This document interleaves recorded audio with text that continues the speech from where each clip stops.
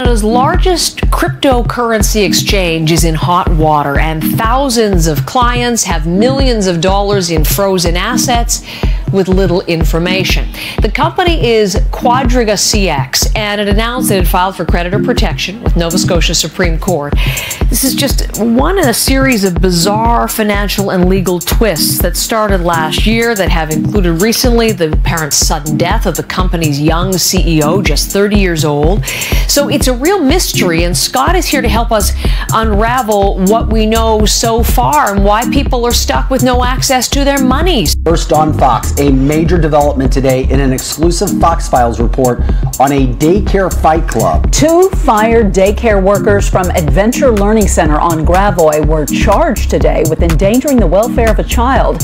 It is a story Chris Hayes brought you first, and he is here now with the exclusive police interrogation tapes. Chris? Vic, Mandy, several days after the 2016 Fight Club incident, the St. Louis Police Child Abuse Unit interviewed the 2 child care workers. Here they are in their booking photos. Michaela Gilliford and Tanae Daly. We obtained their interrogation tapes from an attorney representing a mom whose child attended the center. She's been fighting for criminal charges for years. NEESON, who has a new movie out. It's called Cold Pursuit, and just 24 hours ago he made headlines for talking about an incident that happened decades earlier involving a very close friend of his who he says was assaulted. And Liam, first of all, I really appreciate your willingness to have this discussion, because when it comes to race, it can be very uncomfortable for people, and it just caught people off guard. How you responded when you were asked about revenge, and do you want to explain what you said? Yeah, we were doing a press junket, and it was you know, the topic of our film is revenge, and it's a dark comedy too, but its base is revenge. And the lady journalist was asking me, how do you tap into that? And I remembered an incident nearly 40 years ago. John Barnes, welcome to you. Was this somebody being incredibly candid about an awful moment in their life, or is this beyond the pale? Well, first of all, I just want you to give me a few minutes, because I believe that Liam Neeson deserves a medal, and I'll tell you why. Liam Neeson, I've listened to the whole transcript. Liam Neeson was talking about his film Revenge, and he's talking about revenge doesn't do anyone any good. He mentions the fact that being brought up in Northern Ireland, he understands how destructive that can be. He went on to tell a story of a situation whereby a friend of his had been raped. Now, if you listen to everything he's talking about in the moment, and you can't blame Liam Neeson for thinking what he feels, because this is what, and this is a while ago, this is what society has shown him that black people do, Muslims do. This is what society has wrongly shown him. This is what the media have wrongly portrayed to him. So in that moment, he said for a week, he was going around looking to kill a black person or a black, and he did that in quotation mark. We're Mr. Smith's English 12th class at Cardinal Spelman High School in the Bronx, and we're celebrating Black Panther Day on Good Morning America.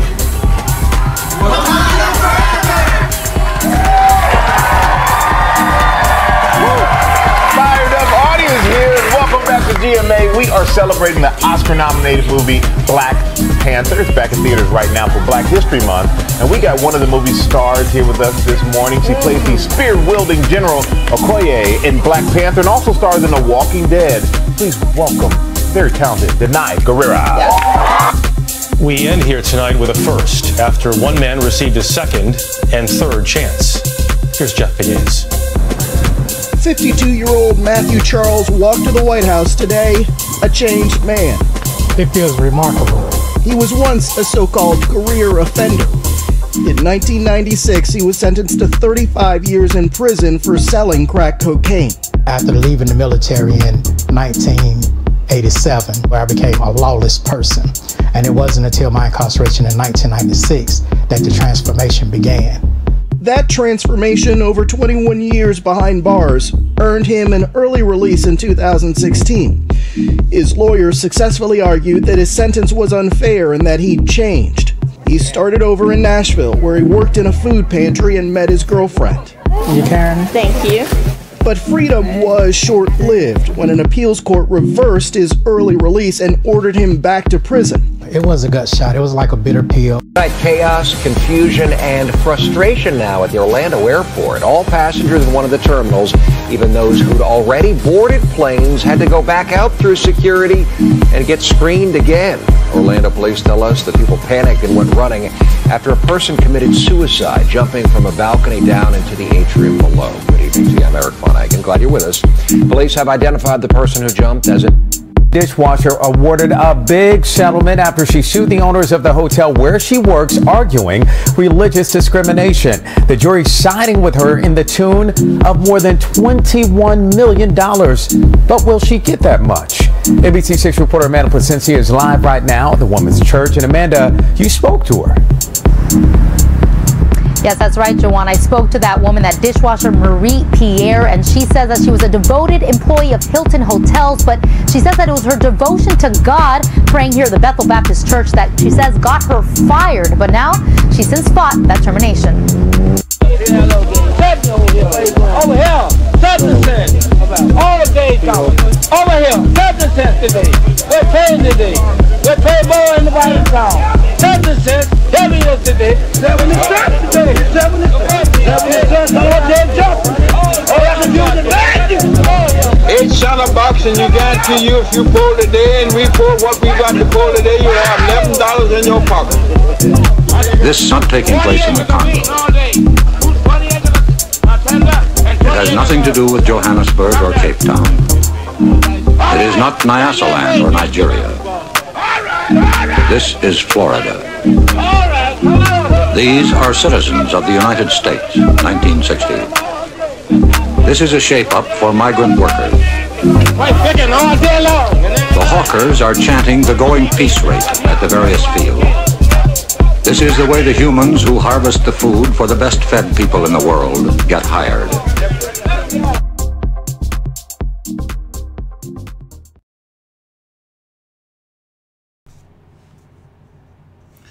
Welcome to the most hated show in the black corner of the internet.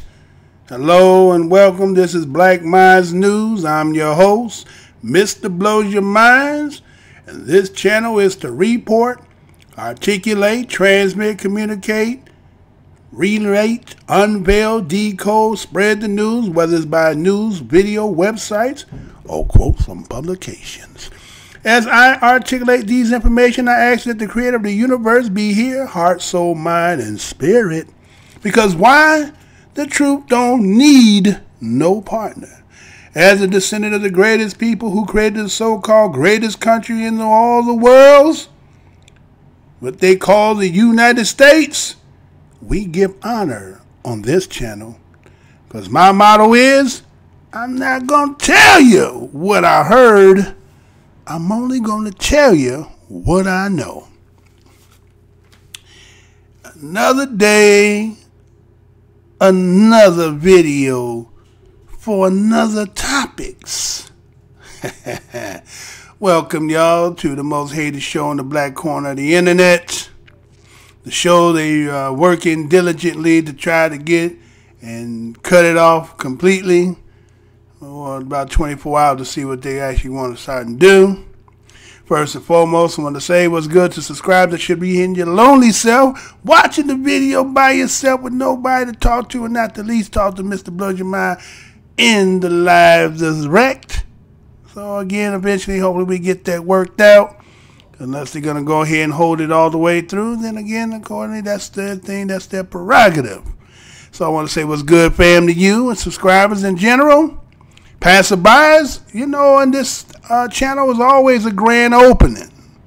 Got sale signs outdoors, got you to come on in. You seen the sign, you came on in, look around, shop around. Might see something you like, you do hit that like button. If you hit something you don't like, hit the dislike button. Maybe we could get the manager or supervisor to come out there, conversate with you, give you a rain check for another time to come back, and hopefully we can get that like again or subscription. Right? We hope to see that you stay and enjoy your stay. Agents, all the time they had to ring my phone, scare my wife when I'm not home. Huh? So again, the most hated show in the black corner of the internet.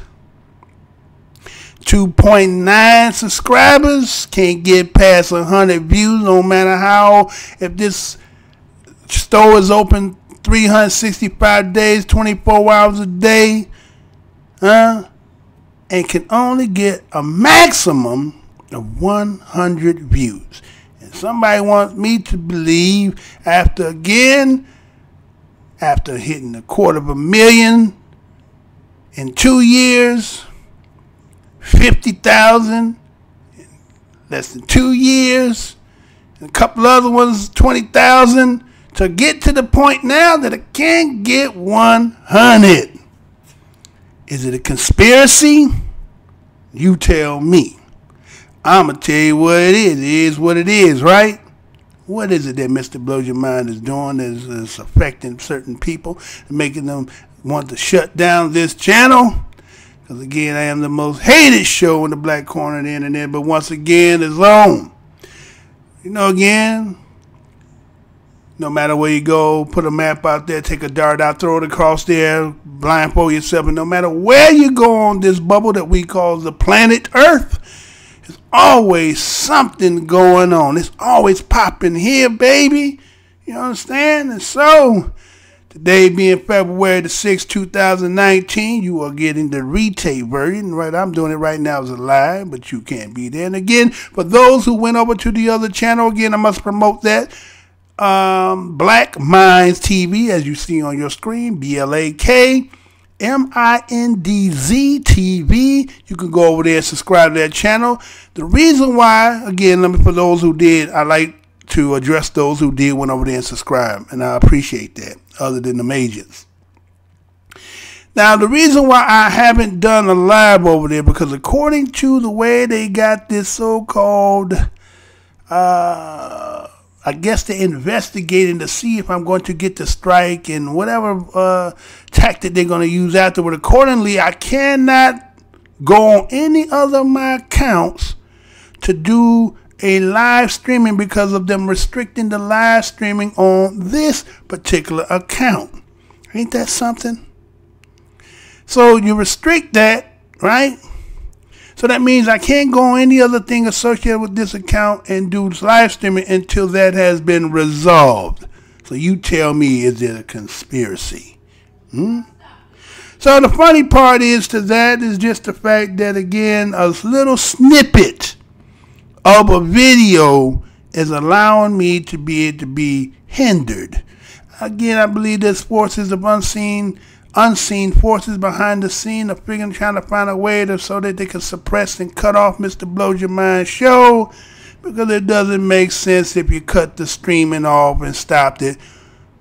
No money is being made. And again, I'm not even really understanding how the fact that you're saying that, you're holding me to this higher standard when I'm not even really part of you, right? But again, maybe you saying I am and maybe I'm not. I know I have all the documentation to show the stuff that you show, but anyway, we're going to move on with that. But again, if you should want to go to Black Minds TV and subscribe over there, BLAKMINDZ TV. And again, as this get resolved, we will be doing 2 shows over there as well as back over here. So again, I got to get it in. So, again, when to talk about how, people out here, they're struggling again, working day to day, working poor, right? And we were living in a country, again, as being black people in this country, being oppressed, being the people of the ADOS. So the BADOS is the badass. We the badass. What is badass, Mr. Blow? Yeah? Black American descendants of slavery or slave. Let me say that again. Badass. We the badass. Black American descendants of slaves. The baddest people that were produced in this land, and people are getting upset about it. But anyway, so let's just say, for instance, that, recently a lot of people had talked about, going back a couple months ago, it was advertising about how to get in the Bitcoin game. And, Bitcoin had its ups and downs and things of that nature. And again, if you had invested, if you would have got in, put them back in again in the beginning stage, just like those who might have got into, Coca-Cola, maybe got an IBM, and, maybe even Amazon, right? If you got in the beginning stages, then it fruition and turned, and then your money, then again it was be good. But I guess at this stage and point, I guess you're paying, you know, a lot higher to get into the game. So, but let's say you did get into the game, Bitcoin, and you just happen to go into a particular company that is holding your Bitcoins, right? Say you should do something like that, right? You be like, man, you know what I'm saying? You accumulated a nice sum of, again, this cryptocurrency, right? And then this should happen. What are you talking about, Mr. Blood Your Mind? Check this out. Be right back. Let's see how we're going to get it, how it's going to pop today. Let's see if we're going to get it right. Let's see. Is it going to run slow or we're going to run it on cue? Let's see. Look like we might get it going. Let's get it. Canada's largest cryptocurrency exchange is in hot water, and thousands of clients have millions of dollars in frozen assets with little information. The company is Quadriga CX, and it announced that it filed for creditor protection with Nova Scotia Supreme Court.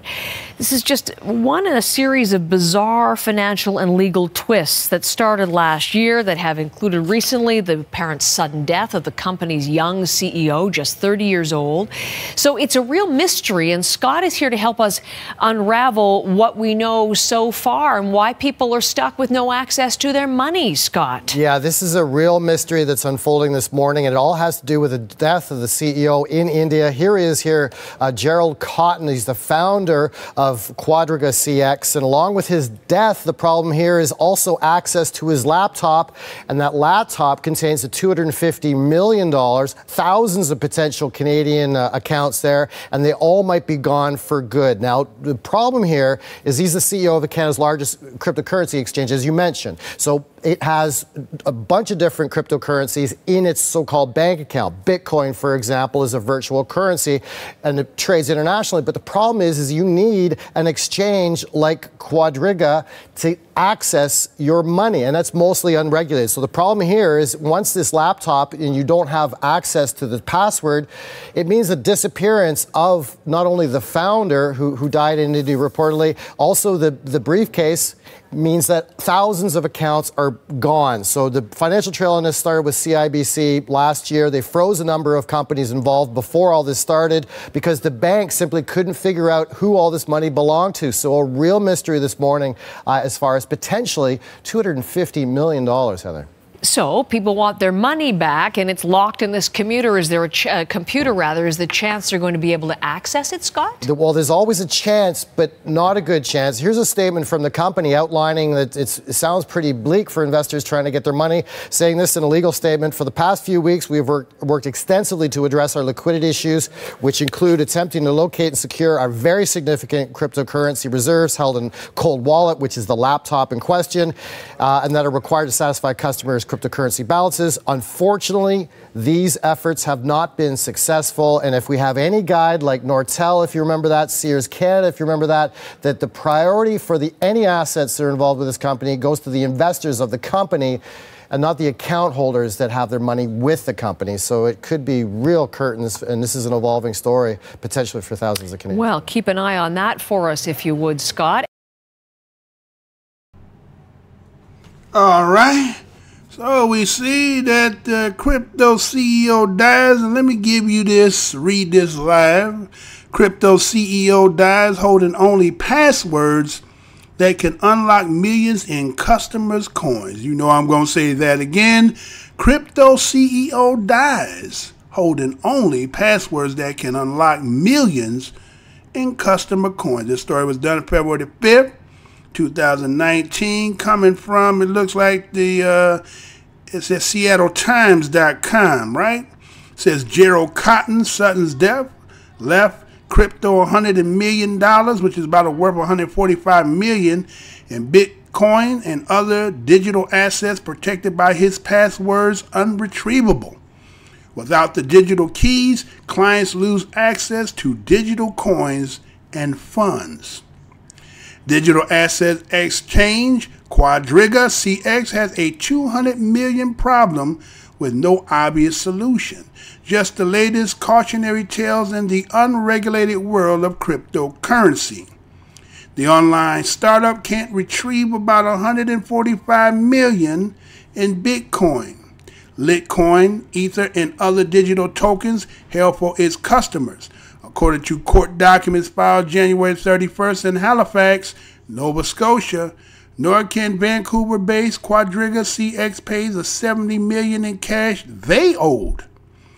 Access to Quadriga CX digital wallets, an application that stores the keys to send and retrieve cryptocurrencies, appears to have been lost with the passing of Quadriga CX Chief Executive Officer Gerald Cotton, who died December 9th in India from complications of Crohn's disease. He was 30. Cotton was also conscious about security. The laptop, email addresses, and messages system he used to run the 5-year-old business was encrypted, according to an affidavit from his widow, Jennifer Robertson.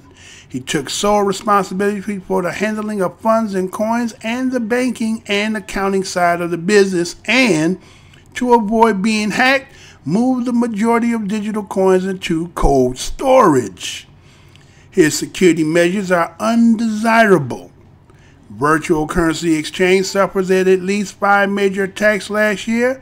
Japan, home to some of the world's most active digital asset exchange, has also hosted 2 of the biggest known crypto hacks: the Mt. Gox debacle of 2014 and the theft of nearly 500 million in digital tokens from Coincheck Incorporation last January. The problem is, Robertson said, is that she can't find his passwords or any business records for the company. Experts brought in to try to hack into Cotton's other computers and mobile phones met with only limited success. An attempt to circumvent and encrypt USB keys have been foiled, his widow, who lives in the suburb of Halifax, said in the court filing. After Jerry's death, Quadriga's inventories of cryptocurrencies has become unavailable and some of it may be lost. Robertson said the company's access to currency has been severely compromised and the firm has been unable to negotiate bank drafts provided by different payments and processors. Goes on and says that Quadriga CX directors posted a notice on the firm's website on January 31st that it was asking Nova Scotia courts for creditor protection while they address significant financial issues affecting their ability to serve customers. A hearing is scheduled for Tuesday, and Ernst & Young had been chosen as proposed monitor. For the past weeks, we have worked extensively to address our liquidity issues, which includes attempting to locate and secure our very significant cryptocurrency reserves held in cold wallets, and that they are required to satisfy customers' cryptocurrency balances on deposits, as well as sourcing a financial institution to accept the bank draft that they are to be transferred to us, the firm said. Unfortunately, these efforts have not been successful. As is often the case with crypto, the episode has raised speculations on the Reddit's online forum, where posters are wondering aloud if the business was a scam, calling for class action lawsuits, and even concocting conspiracy theories that call into question whether the CEO is even deceased. The latest online speculation suggests that Quadriga CX funds have been moving, even though the firm claims they can't get access, with assistance from Bloomberg's Luke Wawa. So what you have there, you have, again, the people who invested. Again, I remember when they was doing a lot of bidding to black people. You know, we had some people in the black corner of the internet. They was getting the crypto, getting that crypto, getting that crypto, getting that crypto game. So you had people, again, you know, people looking for a way to make their life easier, again, trying to get some abundance, right? Again, you know, a nice financial aid so that you can have some comfortability, live a little bit again, because you were here just, you know, here to work. You know, again, like I talked about last time in the video, Well, a lot of people, matter of fact, I will talk about that probably again because I got something in the show that I want to show. But you have people who work, and that's all they do. We're just working to maintain the pay bills. Think about it when they were talking about the 35-day shutdown of the government. Every time they talked and had interviews with people, all it seemed to be about was about paying bills. Like, damn, that's what we live in, just to pay bills. Like, where's the enjoyment other than to get a day? And that's why so many people, you know what I'm saying, drink, smoke, do all that, you know, basically fuck shit for the, you know, the weekend, and cram all that in, that little bit of life, and then get back to hitting the grind Monday to Friday, right? Lucky if you get the 2 weekdays off, right? So here was crypto, this company here, right? This company, what they call this company again, is called Quadriga, right? The CEO supposedly had died, which his name was Gerald Cotton, right? And so accordingly, you know how it is, this digital world, again, depending on what generation you come out of. Again, Generation X is the transitional generation. Baby boomers are the end of the old school. Children of baby boomers being Generation X is the one that got the end of the old school and became the beginning of the new school, so they can make the transition, right? So they know about all this, you know. Again, those who keep learning and advancing, you know, you start to get a little tech savvy, you know, about passwords and all this stuff, and, you know, trying to secure and all this stuff. So you know about that. And again, it gets to the point that everything has to be memorized or written down, right? Or because, again, so many people are doing a lot of devious things, right? So they got passwords and hidden stuff, because again, sometimes they get the burner phone, they got that second phone, right? The wife see that phone or the husband see that phone, but you might got a second phone, right? So you got passwords and stuff like that. And so what happens in situations like that? Your significant other, you know, a creator forbid that something happened, and then you have a situation where you need to. Matter of fact, before this story had broke, I remember I had that conversation, and I had said, well, this is where you go, woo, this is what you do if you need to live with this, with woo, woo, woo, right? So I think that's kind of part of the partnership of somebody being together, right? Is certain things, but again, if you're being secretive in certain aspects, because again, people don't like people being all up in their business, but if you're together, then that's a partnership business, so that's supposed to be part of it. So in this story, the woman is sitting there saying she has no idea, right? Man died of, it said Crohn's disease, right? Man, 30 years old. Again, is that possibility? Could be possibility, because again, we know certain individuals or people in the nation, they are, you know, having a lot of medical problems, right? And so his young man dies, again, based on his business of Quadriga. You know, a lot of people investing and put in the Bitcoin, and it accumulated to about $200 million. So you got a lot of people who have invested in that, have their money sit up into those accounts.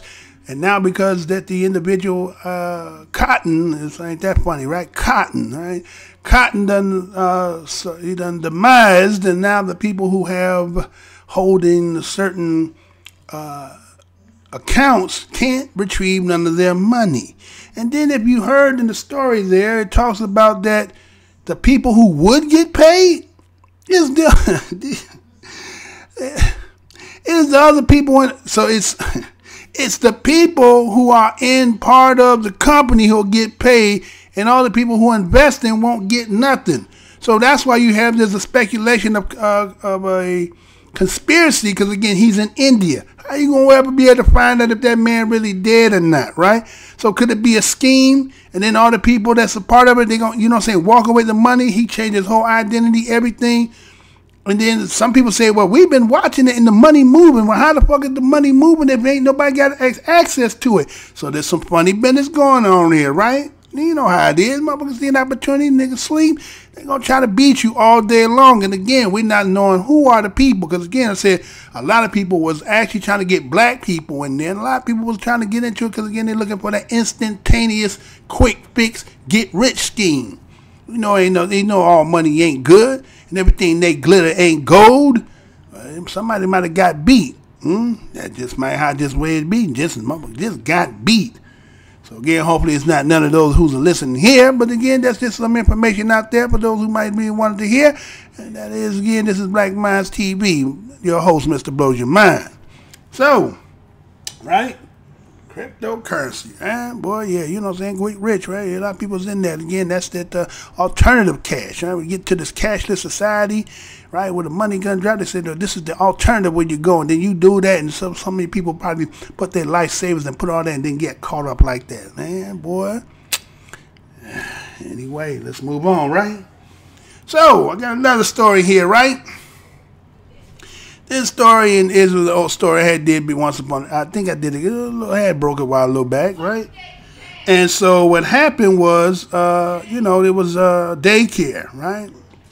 You know how it is, man. You know, you got kids and stuff, and you got to work, or, you know what I'm saying, or it's that certain age you want to put them in so they can start getting acclimated, you know, learn how to sit down and, you know, being around other children and so forth. So, you know, you put them in daycare, right? And so as a, you know, parent, you know, you're looking for places that will provide a, you know, welfare and good, some kind of a little curriculum, safe environment, right? Those are the things that would make a parent pleased that the place that they pick has this, right? And then you come to find out that a video had spread that you got to see, that they find out that there's a place that your child go to, and you was like, what they got going on up in there, right? So let me show you this right quick, and you know, let me go ahead and show this right quick, and make sure I get the right one, right? Okay, let me get this one, right? So let me show you this, and then we'll be right back. Check this out. Make sure it's all good, you know what I'm saying? Because, you know, sometimes we want to do what they want to do. All right, I think that should be it right there. That should be it. Let's go. First on Fox, a major development today in an exclusive Fox Files report on a daycare fight club. 2 fired daycare workers from Adventure Learning Center on Gravois were charged today with endangering the welfare of a child. It is a story Chris Hayes brought you first, and he is here now with the exclusive police interrogation tapes. Chris? Vic, Mandy, several days after the 2016 Fight Club incident, the St. Louis Police Child Abuse Unit interviewed the 2 child care workers. Here they are in their booking photos. Michaela Gilliford and Tanae Daly. We obtained their interrogation tapes from an attorney representing a mom whose child attended the center. She's been fighting for criminal charges for years. December 7th, 2016, 11:30 at night, St. Louis police brought in Tanae Daly in handcuffs. She's the woman you could see jumping up and down during the fights. She was subdued in her police interview. He was crying, and we were trying to comfort him, and we was trying to cheer him on. She said she never thought it was wrong until it was all over. It was all fun and games, you know, and I'm sorry, like, for them, you know, to think that I would hurt a kid. I wouldn't hurt a kid. My kid was in there too. You good? A week later, December 15th, 1:30 in the afternoon, police interviewed Michaela Gilliford. She's the one you could see saying something to a crying child and then getting preschoolers ready for another fight. I probably should get a lawyer. Gilliford called relatives to say she was not going to talk to police, then said simply this. Because there was nothing dangerous with the kids. Like, it was all a safe stress relief. Like, you know, I just feel like it would have been avoided if she was to just close the center. She's referring to the fact that daycare's heater was broken and teachers had to use this alternate room without their usual supplies and activities. Some of the kids appeared to recognize the fight club was wrong, like this child who tries breaking up a fight, and a 10-year-old in the next room who texted his mom this: "The daycare is making my brother's class fight and he's crying." I am so very thankful that my 10-year-old realized that it was wrong. Nicole Merciel has been fighting for criminal charges since that day in December 2016. Today, she got action. Daly and Gilliford's child endangerment charges are both Class C felonies. Open up the Fox 2 app where you can read the charging documents and see our Fox Files report that started it all. Chris Hayes, Fox 2 News. All right, so we see there that at the old Fight Club daycare, right? Fight Club daycare, right? And that's, at least that's the way they had titled it, right? But was that really what happened there, right? So again, the story broke today, being February the 6th, 2019, and this is what it says: his charges dropped for alleged fight club at daycare center. You know I'm going to say that again. Charges dropped for alleged fight club at daycare center, right? And this is coming from the Associated Press, from Fox News, and this is says St. Louis. Prosecutors have dropped criminal charges against 2 workers at a daycare center who were accused of facilitating a fight club among the small children. Tina Daly and Michaela Gilliford were charged in November with first-degree endangering the welfare of a child after video surfaced from Adventure Learning Center in December 2016, showing small boys wearing oversized green Incredible Hulk fists punching each other. The video showed the 2 workers watching, one jumping up and down in apparent excitement. Prosecution memo filed Monday said the case has presented a grand jury, but charges were being dropped due to insufficient evidence. The memo was provided by Talmadge Newton IV, Daily attorney. Both teachers were fired. Mother of 2 of the children have filed a lawsuit. Now again, I know different eras, right? You know, rough and tumble with boys is just the natural order of a growing young man or you growing young boy, right? And is it condoning the fact that they allow them to, you know, rock'em sock'em, right? Those who've been around, remember they used to have the rock'em sock'em robots? Matter of fact, they used to have those big rock'em sock'em blow up, put your hands in, you know, kind of like a balloon, and you're punching each other. Because again, that's what the scene like in the story said. They had the Incredible Hulk. They wasn't going fist to, they was not you know what I'm saying? They was not fist to cuffing each other up. Shorties, right? Right? You're teaching them a little something again. Now, again, what, can you prove she was jumping up in excitement? Or was she jumping up again? You know what I'm saying? Again, it's fighting, right? You know, again, you know, you got, well, it ain't like it was put on World Star, right?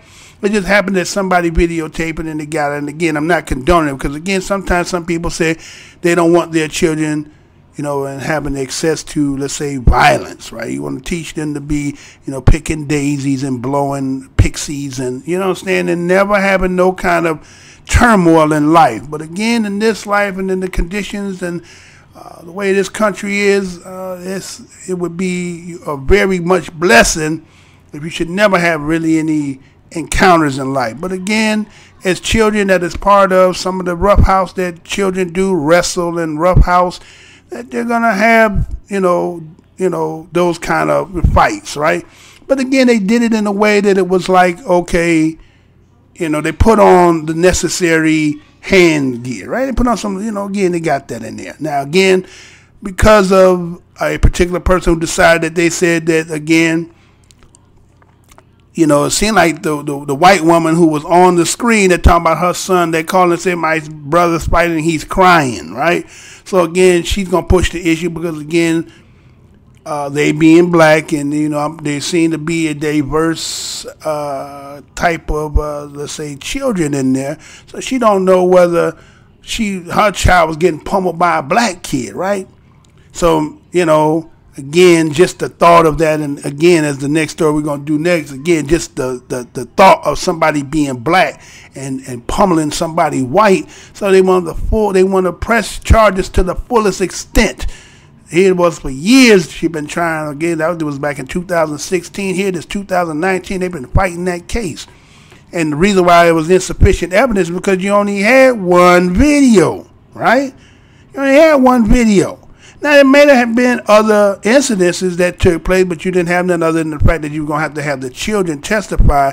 And at that age, I don't know if their recollection can be to the precise, you know what I'm saying, they might recall, but can they be, you know, precise? And then here it is, a grown person going to cross-examine a child. You know what I'm saying? So, you know, you weren't going to be able to put them through that. So, again, in one aspect, I think it's good. There's a lesson learned for them young women that, again, you know, your intent may not have been so devious, but other people may not want their children to do that. And again, you don't have that reign to give that on other people's children. Now, again, in fair play, again, daycare, you're going to have rough and you're going to have fights. And again, when that's just the natural order thing, I guess that's a little bit more acceptable. And again, it will still fall on the people who's supposed to be watching, because that's what they pay you to protect and watch, right? But again, situations happen, right? So again, you see that they dropped the charge, and again, I guess they can go on about their life. They did get fired again. I don't know, was it really a fight club, or it was just the fact that, again, she stated that they did that one particular time was they were cold. It was didn't want to put them in the. I think that's probably why they ended up firing them, right? Because they tricked, right? No, they had no heat and didn't have the right equipment and stuff, and so they were kind of cold. So we're going to use some rough and tumble to keep them, active so that they cannot be cold, right? That's what she was saying, right? So, again, after that word, they be like, okay, you try to throw us up under the bus, see you wouldn't want to be here, right? Well, you know how it is. Again, they learned the lesson. They didn't get no time because it seemed like they were trying to get them with child endangerment and all this other stuff, with some stuff that was really going to hurt them for the rest of their life. I don't think that was merited. Again, no black eye, no broken bones, no foul. You know what I'm saying? Again, chalk it to the game. But no, some people, again, he's traumatized for life. Well, shit. Then if that be the case, black people are the most traumatized people in the world. The BADAS, Black American DOS, the Black American descendants of slaves, the BADAS. We the most traumatized people in the world, if we're going to use that as a kind of criteria for saying that, being traumatized. So anyway, we're going to move on, right?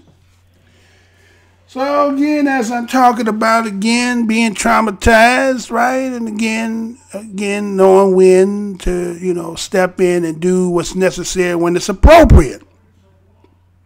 Well, kind of the other day when I did the video and dropped it, I talked about Liam Neeson, right? Liam Neeson. It's been going around in the corner a little bit. Everybody's kind of talking about it, got their own perspective and view about what they've seen. And again, it's just one of those things. It's again, you have to be analytical, listen to what's being said, break it down, interpret the way you see it. Again, everybody has an opinion, and we all entitled to that, whether some people agree with it or not. But again, as the people being the BADAS, the Black American descendants of slaves of this nation, I think we have the best view to see it from every angle, because we always been at the bottom. So when you're at the bottom, you can see everything going up, right? You see everything, but that at the top, they can't see you too high up. You can't see down there. But we at the bottom can see you, but you can't see us. So that means we have a good rationale, good analytical way to look at things from a perspective that maybe you just can't see. Well, what you talking about, Mr. Birdman? Well, I got these two videos here, and hopefully they get off, because again, one of them is kind of a Benny Hill type. They may not allow me to do that. But before I do that, I had to pay the bills. Again, it's been working a little bit. I've been getting a couple here and there, and I want to appreciate those new subscribers that should be having to go by. I don't got your name yet, but I do want to at least let you know, thank you for even coming through and doing that for a brother, right? You know what I'm saying? I'm shaking my cup, asking for a little handout. You know what I'm saying? Man, let me see. Do I even got everything in here? I don't even think I got it all in here. That's funny. That's real funny.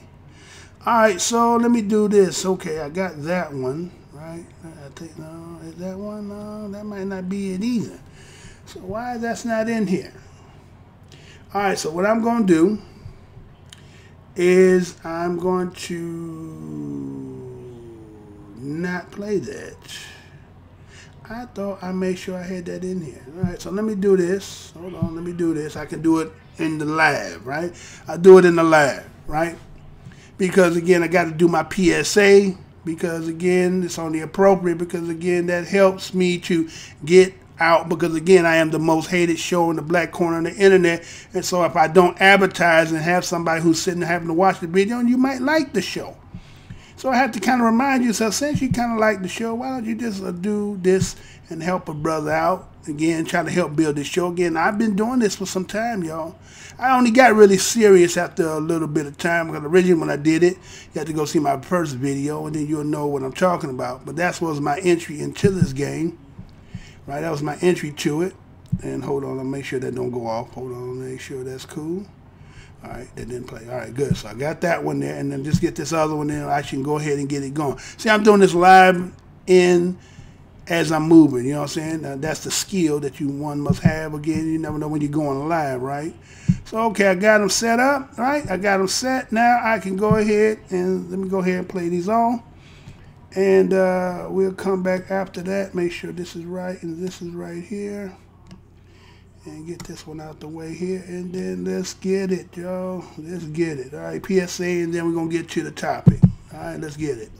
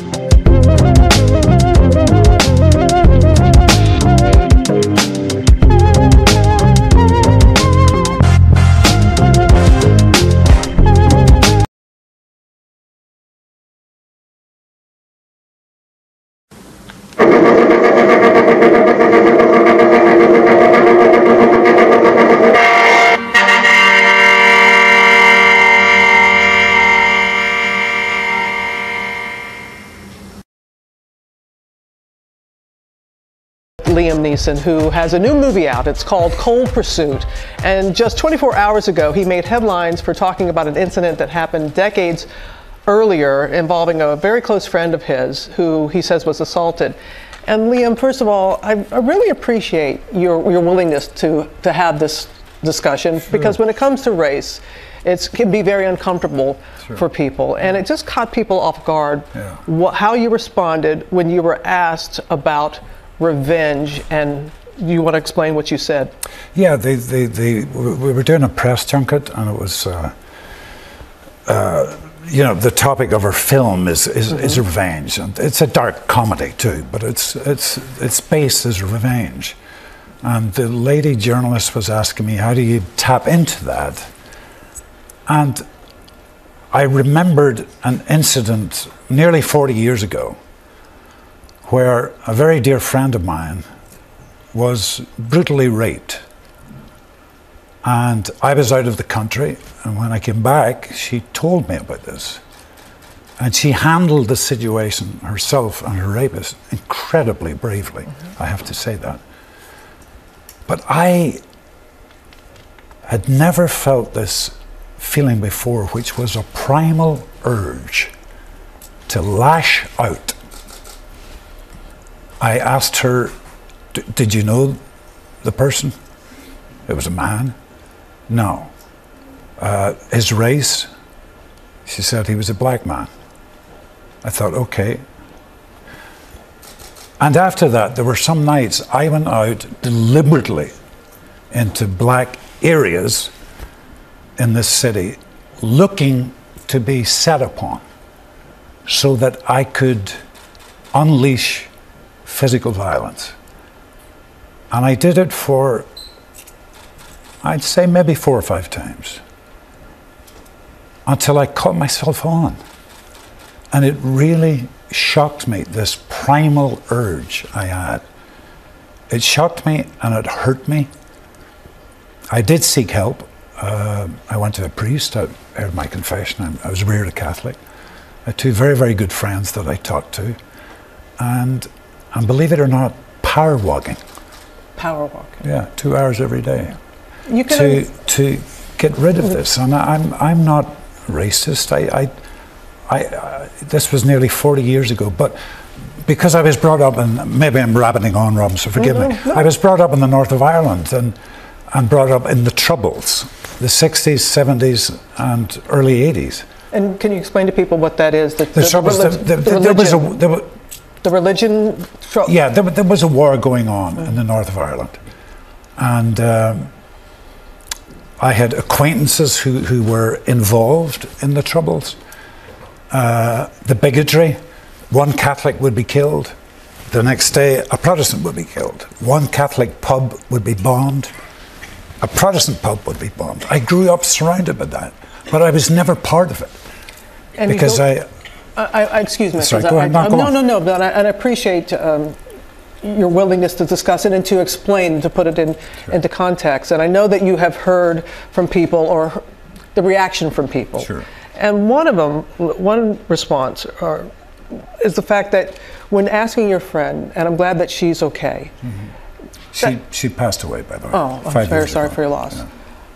That you asked about color, that you didn't ask if the person was tall or short, big or small. That I did actually. I asked all those questions too. I did. But I did ask about race. Yeah. Because what we heard and saw, it was only asking about color. You did ask about other aspects. Would you have had the same reaction if your friend had said it was a white man? Would you want her to go out and kill? If she'd have said an Irish, or a Scot, or a Brit, or a Lithuanian, I know I would have had the same effect. I was trying to show honor to stand up for my dear friend in this terrible medieval fashion. And I'm a fairly intelligent guy, and that's why it kind of shocked me when I came down to earth after having these horrible feelings. Luckily, no violence occurred, ever. Thanks be to God. Do you think you actually would have done if an innocent black man who had nothing to do? Yeah, I know. That was my feeling. That I did want to lash out. Yes, because my friend was brutally raped, and I thought I was defending her honor. And I admit that, and it's a learning curve, and it's. So what is a teachable moment here? You said that you wanted to, because it doesn't matter what you say. Some people are going to be outraged, or others are going to say, well, at least he's admitting, he's being honest that this is a feeling that some people have that never really acknowledge it. Yeah, sure. But what is the teachable? What are you hoping that people will learn from you making these statements? To talk, to open up, to talk about these things, you know. We all pretend we're all kind of, you know, politically correct. I mean, in this country, it's the same in my own country too. You sometimes just scratch the surface and you discover this racism and bigotry, and it's there. I remember when we were shooting Schindler's List in Poland 26 years ago almost. And hearing remarks from drivers who were taking us to the set, thinking to myself, am I hearing this right? This guy is making anti-Jewish comments to me, who's playing Oscar Schindler in the back of the car. And it happened on several times. And sometimes driving to the set, we'd see swastika signs painted on walls, knowing we were been driven past this area to go to set. What do we do? How do we have it goes beyond dialogue Robin, and conversation? You tell me what the teachable moment is, please. I'm going to throw it back at you. I think the teachable moment is that we have to own up to when we. The one point that I want to make out is that this wasn't discovered by somebody. You admitted this. This isn't a gotcha. This isn't like, oh. Yes. So I give you credit there. But also having to acknowledge that the hurt, even though it happened decades ago, the hurt of an innocent black man knowing that he could have been killed for something he did not do because of the color of his skin. No. Or people, and they could have killed me too. at the time. Right. At the time. But to get beyond it being a difficult conversation and understanding that we do need to get to the root of it, to stop just talking about it and not. I know that you're getting crucified in many ways before saying what you did. Sure. And you're not shying away. You're admitting that it was wrong. You've learned from that. But you have to also understand the pain of a black person hearing what you said. Absolutely. That. You're absolutely right. Yeah. And at the time, even though it was nearly 40 years ago, I didn't think about that. All those things surprised me. But it was this primal hatred, I guess, that really, really shocked me when I eventually came down to earth and saw what I was doing, going out looking for a fight. Not the way. That's never. And that's what basis of your movie too. That just it goes on and on. And I wish we had time. Violence breeds violence. Bigotry breeds bigotry. There's no end when you do it like that.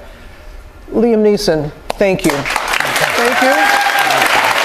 I know it's not easy. I know.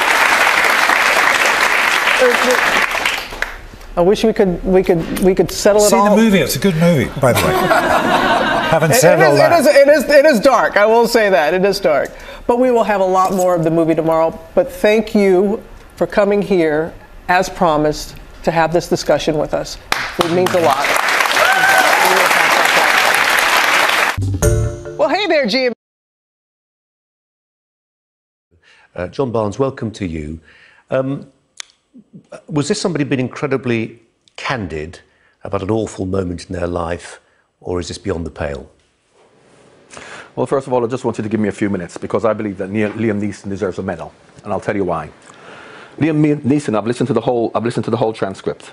Liam Neeson was talking about his film Revenge, and he's talking about revenge doesn't do anyone any good. He mentions the fact that being brought up in Northern Ireland, he understands how destructive that can be. He went on to tell a story of a situation whereby a friend of his had been raped. Now, if you listen to everything he's talking about in the moment, and you can't blame Liam Neeson for thinking what he feels, because this is what, and this is a while ago, this is what society has shown him that black people do, Muslims do. This is what society has wrongly shown him. This is what the media have wrongly portrayed to him. So in that moment, he said for a week, he was going around looking to kill a black person or a black, and he did that in quotation marks. Now, what he actually went on to say is that he was ashamed and horrified by the way he felt. Yes? He's not ashamed and horrified in wanting to commit the act of revenge. He's ashamed and horrified because that is what he thought about all black people. After a week, he realized he was wrong. That is what he said. I'm ashamed and horrified of the way I felt. Now, depending on how you want to spin this story, now it's about he was going to kill a black person. We want to ventilate. That is not what that is not what I got from that. Think about it. We don't want to spin it. I beg your pardon? I say we don't want to spin it. We want to think about it and ventilate it. It's an important subject. No. It's been spun. It's been spun, because if you want to think about what he's actually saying, the context, which is why he then said to the lady, in his voice, I've got a particular set of skills if you don't report this in the way that it is meant. Now we're talking about, and he threatened to kill the woman. What he's actually saying is that he's horrified and ashamed of the way he felt. He went on to say that. That is exactly what he went on to say, which meant that he was ashamed of the way he felt, but you cannot blame him for thinking that, because I said earlier, with the whole Raheem Sterling talking about the influence the media has, you cannot blame people for thinking Muslims, because of Muslim grooming gangs, Jamaican yardie gangs, then look at Muslims and Jamaicans in a negative light. And he's admitting that that is the way he viewed it. So for this one black person who raped this woman, he then looked at it from the perspective of all black people are racists. Now, what he's actually saying is that this is what I thought, this is what I saw, and I am ashamed and horrified. And after a week, I said to myself, what am I doing? That is the reality behind it. As much as people are now jumping on this bandwagon of how terrible it is, what he's done, he's come out and he's told the truth. Now, the big problem we have is when people are afraid to admit the way they actually feel, everybody's now going to say, oh, if he had said, I have more respect for him now than had he come out and said, I've viewed all black people as equal, I just view everybody as equal. What he said was, for a week, because of the stress I was under when my friend was raped by a black person, and because of what the narrative around black people and Muslims, and this is many years ago, surrounding the perception we have of them, I then wanted to kill every black person because, as far as I'm concerned, as I was taught, black people are racist. He said he was horrified and ashamed for thinking that. But that is not the story we're telling. We now want him to be pilloried. We want us to never let him work again. People are now going to be afraid to tell the truth on how they feel. And I always say, we are all unconscious racists. And he said unconsciously for a week and a half, that's how he felt.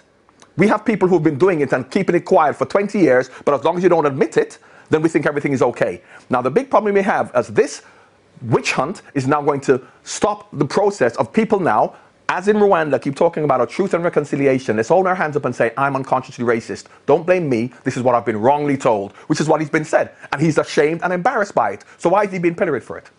There's so much going on there, isn't there? I mean, it's important, as you say, to see the context of the whole thing, not just look at the 15-second soundbite, see the context of the whole thing, try and appreciate the nuance. And in a sense, That idea of sharing thoughtfully, very candidly, a stream of consciousness, as you say, if we want to ventilate sensitive issues around race, then people have to be given the opportunity to do that. Others will say, now hang on a minute, the 15-second soundbite is all that people actually will hear, and therefore, as a civilised society, it behoves people to react strongly, to think about, and okay, you'll see this on Twitter, and you'll see this on Twitter, won't you? People saying, take away his OBE, boycott his films, etc. Absolutely. Absolutely. So let's take down the statue of Winston Churchill, who is a white supremacist and a mass murderer. He's a white supremacist, and let's talk about him talking about the superiority of the Aryan race. John Barnes, I've just finished the Andrew Roberts, the excellent Andrew Roberts biography of Winston Churchill, where it's unequivocal. Yeah. I mean, you know, he held the views of his age, didn't he? Does it make him a less impressive And so did Liam Neeson. So did Liam Neeson. And is Liam Neeson any different? Liam Neeson, he held the view of not only his age, the age that is actually happening now. So what's the difference? How is William Churchill a hero when he spoke about, he believes in gassing the lesser races, but he's a hero? And when Liam Neeson comes out and he admits that he was wrong in what he did, whereas Winston Churchill would never admit he was wrong, never, and he still, if he was alive now, he would still believe in the superiority of the Aryan race. But Liam Neeson, someone who admits that after a week and a half of thinking what he thought, he was wrong, which is fine as far as I'm concerned. We're now pillaring him. Okay, I suppose what we can't do, I mean, the Winston Churchill thing is a digression, isn't it? What we can't do is judge historical figures, by the morality of today. That becomes problematic, doesn't it? Well, exactly, but you can't judge what happened 30 years ago. You can't judge Liam Neeson 30 years ago in terms of the way he actually thought, because you're not saying this is what he felt last week. He's talking about it a long time ago, and he said after a week, he was horrified and ashamed in terms of what he felt. Well, one thing we can say with conviction, and you may accuse me of being a tad cynical for saying this, but we are, as a sideline to this, we are talking about the film. So there's some global publicity that's been generated. You get the sense from listening to what he's saying, it's almost a stream of consciousness. He's been led to a place he didn't particularly plan on going to. But that's just my instinct. That's not from Liam Neeson's point of view. But the effect is to have publicity for the film. Point of view. People are talking about Liam Neeson never working again. You think he's done this because he wants to promote a film? Absolutely not. We're now talking about Liam Neeson never working again, boycotting his films, and in terms of what the perception people are going to have of him. And you think he did this on purpose? Absolutely not. Not from his perspective, maybe from the perspective of the filmmakers or that interview, the woman who gave that interview. And then to suggest, as I saw on television, the fact that when he gave his joke about, I've got a particular set of skills and I will find you, and we're having people, sensible, intelligent people now saying, oh, I really believe that he threatened to kill her, and that's supposed to be taken seriously. This is the influence that the media has in, if they want a particular perception, and this is what has been done to black people for hundreds of years, the perception we may have of a particular group of people, and the perception we now have of Liam Neeson, based on something, from my perspective, it's positive. And he should be applauded for saying, yes, I was an unconscious racist, and after a week I realized that I was horrified that I was. And people are going to be afraid of admitting it now because of what's happened to Liam Neeson. All right, so we have the video there, so I'm going to actually give you and read the article.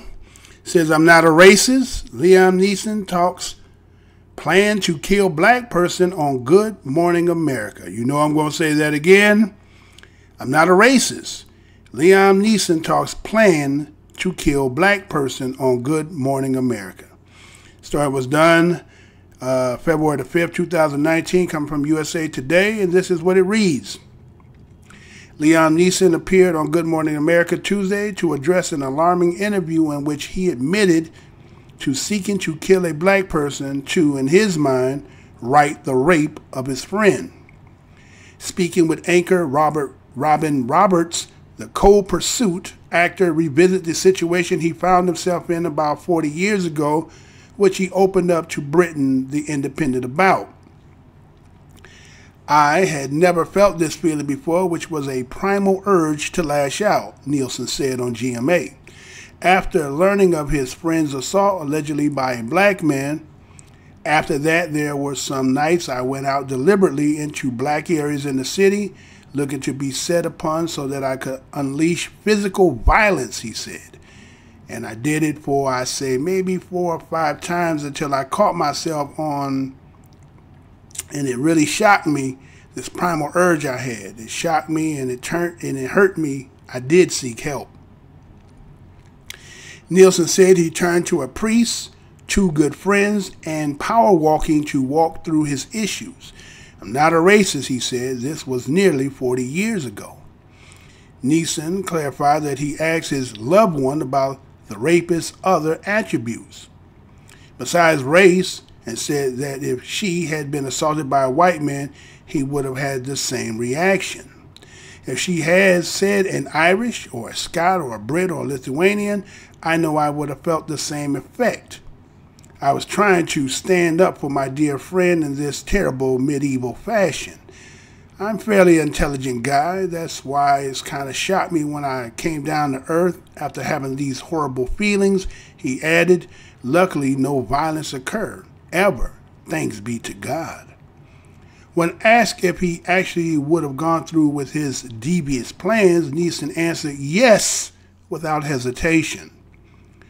That was my feeling, that I did want to lash out. Yes, he added, because my friend was brutally raped, and I thought I was defending her honor.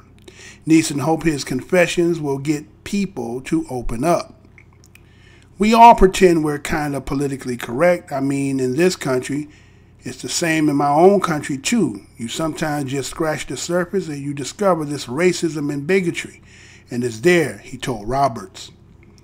NEESON then asked Robert what she believed the teachable moment is. The one point I want to make out is this wasn't discovered by somebody.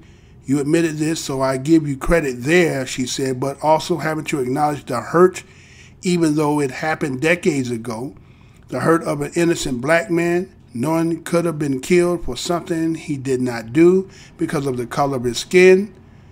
I know that you're getting crucified in many ways for saying what you said or did, she added.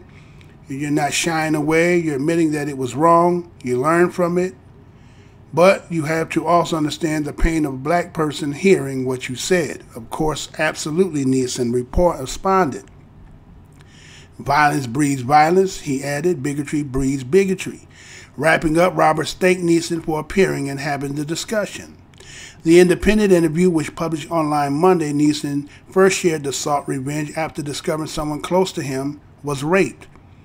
She handled the situation of the rape in the most extraordinary way, NEESON said to the newspaper. But my immediate reaction was, I asked, did she know who it was? No. What color was they? She said he was black person. I went up and down areas with a nightstick, hoping I'd be approached by somebody. I'm ashamed to say that. And I did it for maybe a week, hoping some black bastard would come out of a pub and have a go at me about something, you know, he continued, so that I could kill him. NEESON remembered the time with remorse. It was horrible, horrible when I think back that I did that. He told the Independent, and I've never admitted that. And I'm saying it to a journalist. God forbid. All right, so there's the story. Liam Neeson going on Good Morning America in front of the United States. First he did originally in the newspaper article, as I read the second part of that, and the Independent. And again, he has a movie coming out called, what was it called? Cold Pursuit, right? Think about that, Cold Pursuit, meaning, cold pursuit. You're not a hot lead, you got a cold pursuit, that you're pursuing something and, yeah, okay. So anyway. So let's look at this, right? So he says that this movie here is considered to be a dark comedy, you know, dark comedy, right? Ain't that something, right? Dark comedy. So let's look at that word he used. He said, again, primal urge, right?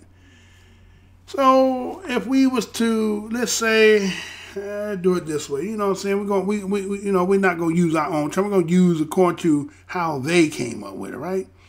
So if you say primal urge, right? What does primal urge says this? It is the objective primal describes something that is essential or basic, like the primal urge to protect yourself and your family from harm. The Latin root of primal is primus, which means first. If your friend talks about his primal self, he means the most basic, important part of who he is. Then there's the primal instinct. It is a primal instinct for a new mother to comfort her newborn. Licensed from Think Stock Photos Objective, the definition of primal is something primitive, primary or fundamental, and an example of something that would be described as primal is a mother's protective instinct towards her children. So, in that sense, most people, again, as you've seen that one black man who will take the side of what Liam Neeson said. Again, perspective, view, understanding, and again, being a badass, a black American descendant of slaves, ADOS, DOS, or badass, right? We may see things from a whole entire different perspective because, again, of the historical, genetical familiarity we understand oppression in this country when it comes to that kind of pursuit and that kind of, conversation and that kind of hatred. So we would assume that everybody's under the circumstance that we are in, that if that situation should ever befall and create a, hopefully nobody has, and if it has, I'm pretty sure you probably could relate or have your own situation, how you dealt with it, that if somebody came to you and told you about that kind of situation, being a female, right, a man's inclination would to be, to be in the protect mode. How can I make this better, right? So the question would be asked simple things as to, again, who it was. Do you know the individual? What they look like. Not so much their color, what they look like, right? And their color will fall out upon the person who you ask, and that would be the first thing that come out of their mouth is, was he black, right? So that's one check mark we have to look at, right? Now, everything else you might have said, again, we have to say, why would color be the first thing? Because, again, in the interview, he says that it wouldn't have mattered what they were, Lithuanian, Scottish, British, you know what I'm saying? It wouldn't have mattered. But in that case, the first thing that you said when you go in recollection of the story, the first thing come out of your mouth is, what color was the individual? Was he black? Not he was a man, and what kind of man? So that person can describe why your first inclination had to be a black man that does rape. Now, again, as you heard that the black man that says about how a perception of stereotypes have been perpetuated on black men because black men have to always be the rapists, as if other nation of men don't rape. Matter of fact, the biggest all-time gross-selling movie is Birth of a Nation was based on the simple fact about that, if you remember, those who've seen it, about them raping the white woman, right? And that end up dredging up the Ku Klux Klan to save the day. So in his case, as an Irish person, now let's say this 100 now. Now we're going to act as if like Irish Italians in this land here, that again the historical aspect of here, were considered Negroes. Oh, let me say it right. Was considered niggers in Europe, right? And how they got their so-called honorary white status is putting in that work on who? Niggers. Do I need to say that again? Let's not forget the historical aspect of Irish people, Italian people being in the United States in order to get their honorary white status had to put in that work on black people. They were the patty rolls, overseers, and all that. And because, again, being in the southern part of Europe, were considered the dark whites, which were the niggers due to what transpired again with the Moors' history, right? So we want to believe that NEESON, well, that's his name, Liam Neeson, only time in his life, again, don't know how old the man is, that 40 years ago is the only inclination he ever had in his life as hating black men. I'll pause on that. Now, again, of course, we could take what is said because, again, you got to remember it's camera light in action. You're trying to promote something. First of all, you might have slipped the gear by talking about what you said. Maybe that should have been in the confines of the comforts of a controlled environment where it said, well, we're going to not talk about that or put that in there. But you put it live. Now, again, it's for the interpretation of the individuals who are hearing to respond accordingly. Now, again, as I say, historically, Irish people don't like. Matter of fact, some of the jokes that used to talk about with Irish people were called smoke Irish. Paddies, right? They didn't like them terms, right? Because those are in reference to what? Negative connotations of them having Negroes running through their bloodline. Right? So, here it was that he wants to say again, maybe I have to go and see what his age is, and let's go back 40 years with him. All right, so let me look and see how old was he 40 years, let's say about 40 years ago, right? So let's see how old he was. All right, so I'm pulling that up right quick, and it looks to see that, let's see. All right, so according to here, born June 7, 1952. So we're going to say he's what, about 60, he's turning 60, he's 66 right now. So we're going to say he's about 26 years old, right? 26-year-old man. And the possibilities of him having that feeling, oh, it's going to be high. Young white man. Here's rape. First thing come out of the mouth, whoa, is it black? So again, we understand historically, and again, to perpetuate the teaching of black men always the rapist, right? So he says that after hearing that, again, this primal urge that he says to go out and search for any black man. No description, no possibility where this took place in the air. Just, again, any, mini, miny, mo, catch a nigga by the toe. If he holler, let him go. Any, mini, miny, Negro. Right? So, and to unleash this physical violence on him, again, we understand that as men, to protect. I get that. Nobody's going to argue that aspect about that.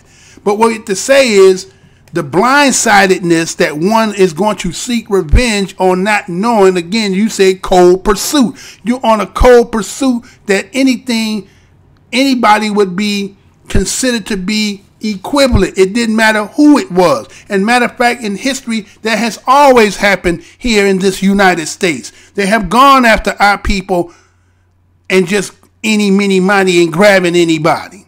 So here's an individual who is saying that, again, there's going to be people who are going to be given credit, but again, this is a teaching moment for all of us, right?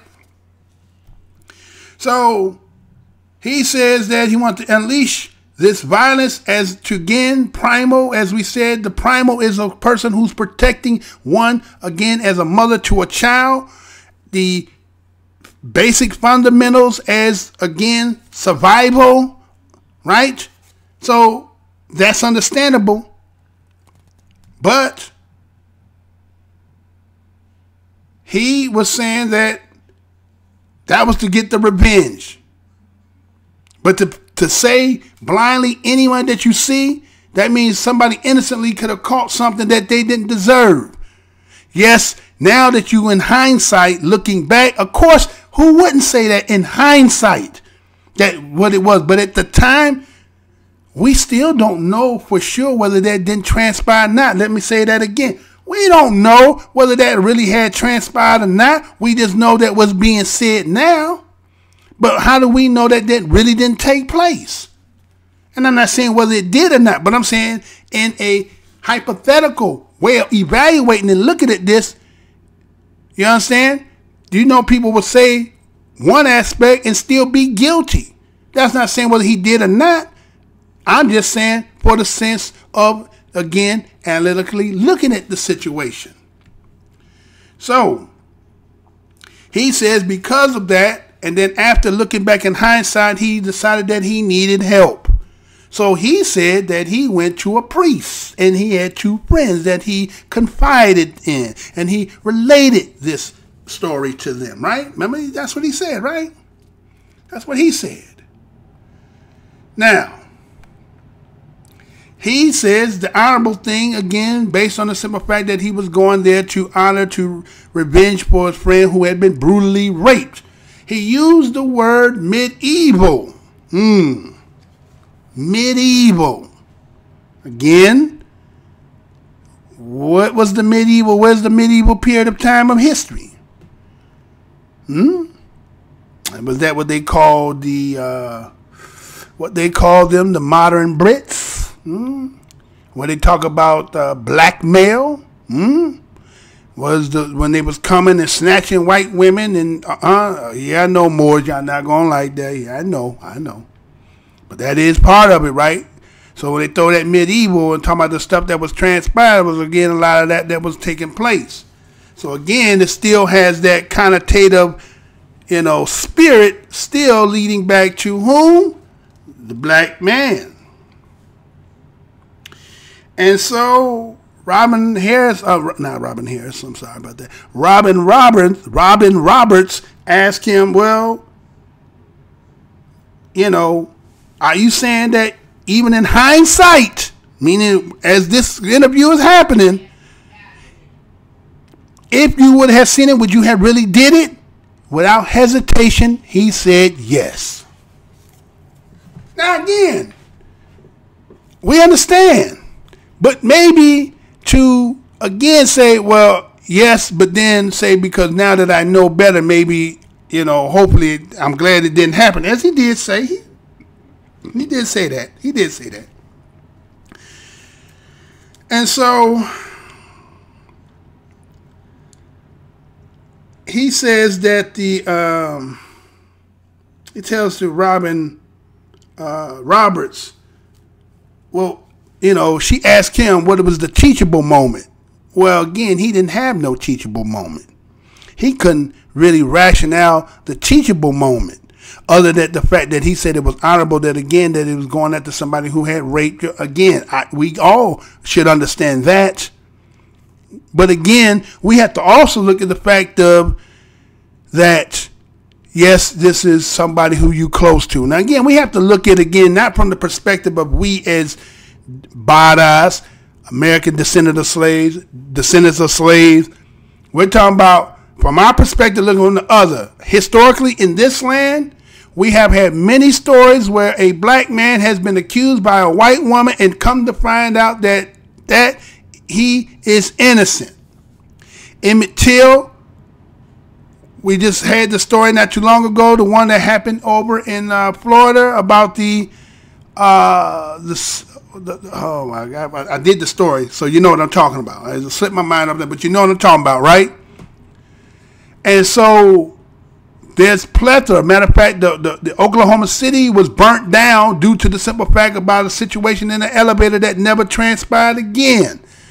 Matter of fact, there's people now who are talking about the Chris Brown situation, right? So again, we have had plenty of stories, and again, I'm not saying that there have not been stories where that is not true, that it did happen, right? But we're just saying historically that sometimes people can say things and it could be just a simple fact. Because again, let's just say that, again, when you look at birth control in the United States, and they were talking about how women were put in hangars and killing the babies, could it have been that white women were having relationship with men of color and end up getting pregnant, and so that it wouldn't be revealed they were killing babies? Is that possible? And so if we get to a situation like that and had to come to find, do you have to cry rape to justify it, right? So let's just say that hypothetically speaking, that the woman may have had a relationship. Again, he said brutally he wasn't there. He came back. He wasn't there when it took place. As a matter of fact, something in the way he said it made it seem like that should have been a flag. What are you talking about, Mr. Blow Your Mind? When he said how the demeanor of his friend who actually had went through what he claimed was a brutal rape seemed to take it with such an air as if like everything was good. I'm going to say that again. He said that the individual of his friend who had went through what he said was the brutal rape dealt with the situation in such a manner of air as if like nothing even happened.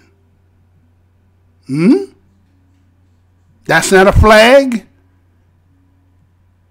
Is it possible that, again, let's say again, knowing who you is, we don't know the real true nature of that relationship. Was that his woman? Was that his woman?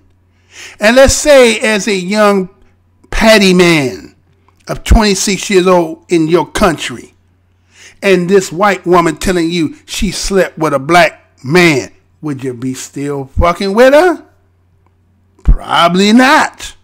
Probably not. They talking about whether he's 52, 26, about 1980, right? Probably not. You know what I'm saying? It's still, race is still higher. You understand? You know what we talking about in the 20th century.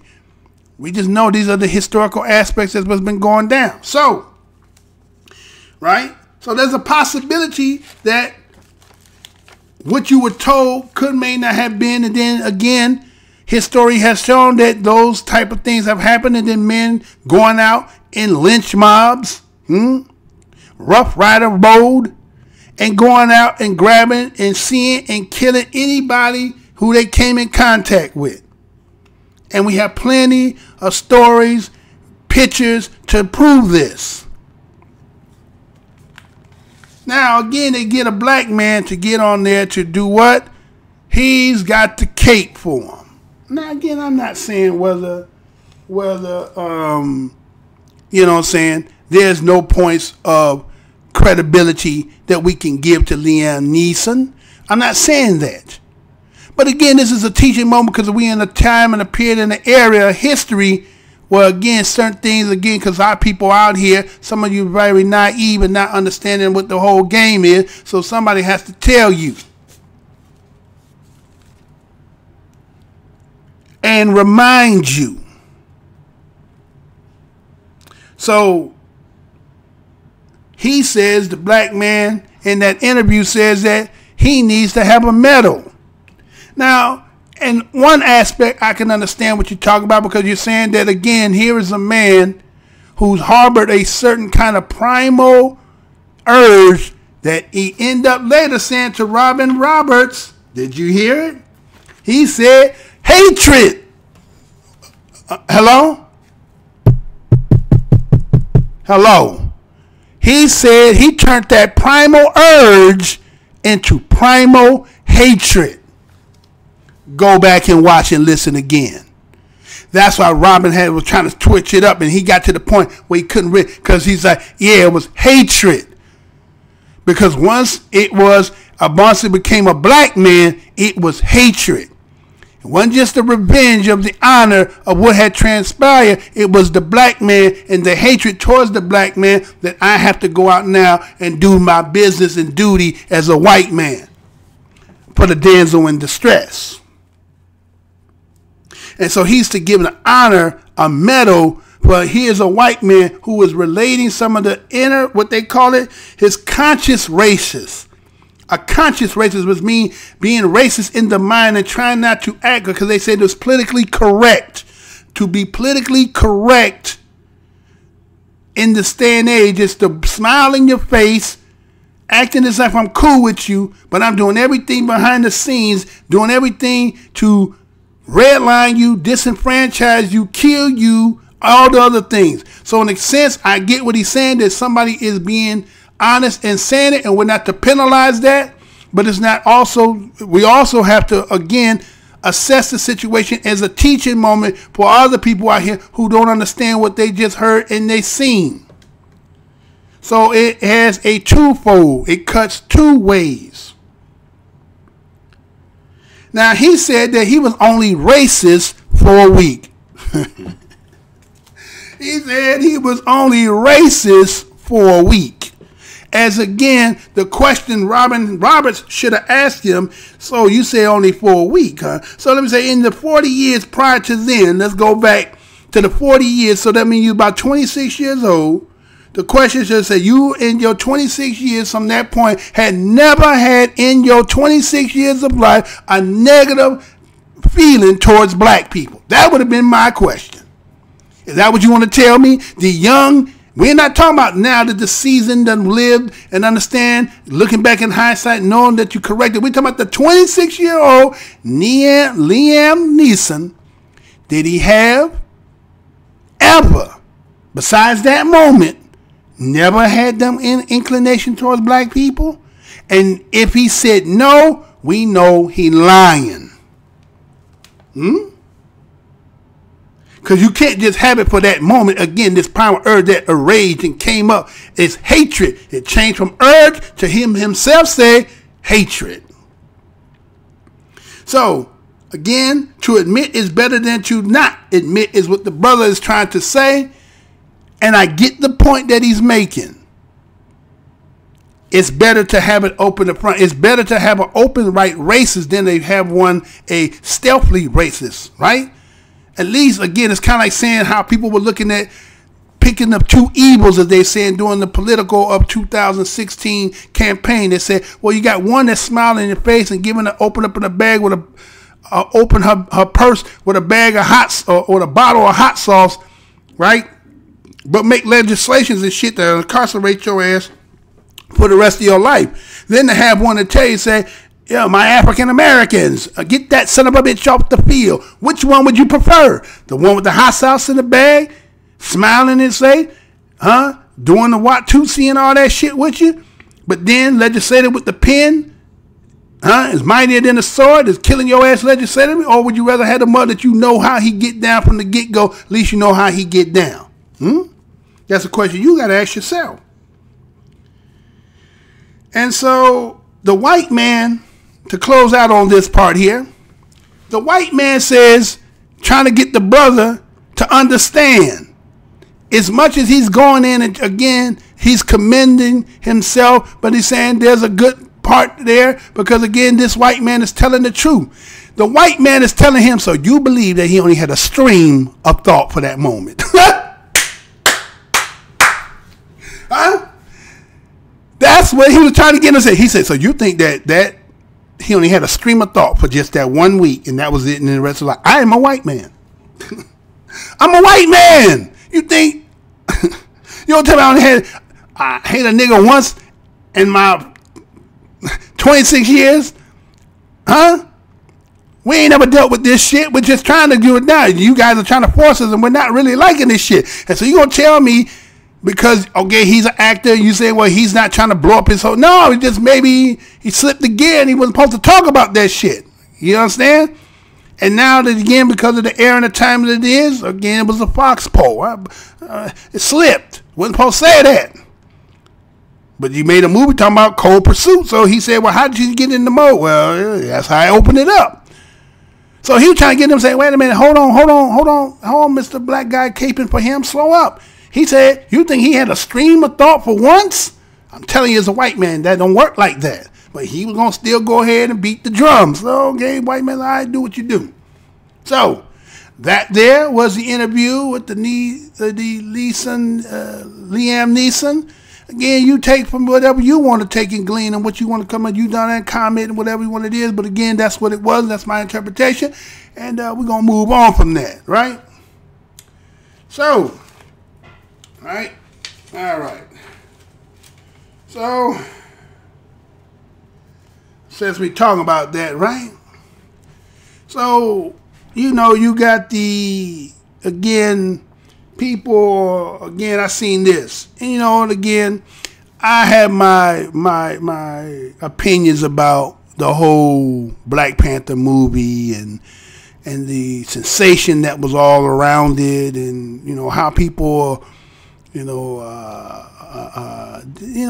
just kind of, it's kind of one of those trying to, feel like you're an acceptance, right? And you're using this, and I get it, right? You when you had a couple more moons and suns in your life, you might be able to discern a little bit better and understand that just because somebody give you a piece of candy don't mean that they didn't put a damn needle or some poison in it, right? So I seen this, and then let me play this, and let's see. Let me see. No. Yeah, let me go there, right? Let me go here, right? I'm not gonna deal with him. I ain't gonna deal with that there. All right. So we're gonna play this, and let's be right back after that. Check this out.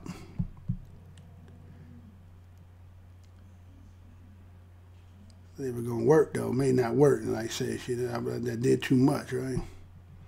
Oh, it's not. Oh, that one's not working. Okay, so that's not working.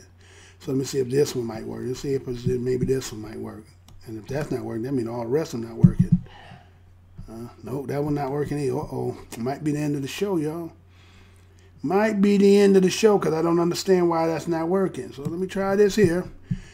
All right, so we gotta have to scratch that part there because that video is not going to play. So let me see if this is gonna work. All right, this one will work. So we go here. Check it out. Be right back. We end here tonight with a first after one man received a second and third chance. Here's Jeff Pegues. 52-year-old Matthew Charles walked to the White House today, a changed man. It feels remarkable. He was once a so-called career offender. In 1996, he was sentenced to 35 years in prison for selling crack cocaine. After leaving the military in 1987, where I became a lawless person, and it wasn't until my incarceration in 1996 that the transformation began. That transformation over 21 years behind bars earned him an early release in 2016. His lawyers successfully argued that his sentence was unfair and that he'd changed. He started over in Nashville, where he worked in a food pantry and met his girlfriend. You, Karen? Thank you. But freedom was short-lived when an appeals court reversed his early release and ordered him back to prison. It was a gut shot. It was like a bitter pill. In December, President Trump signed the First Step Act. It eased mandatory minimum drug sentences and led to Charles's release from prison again.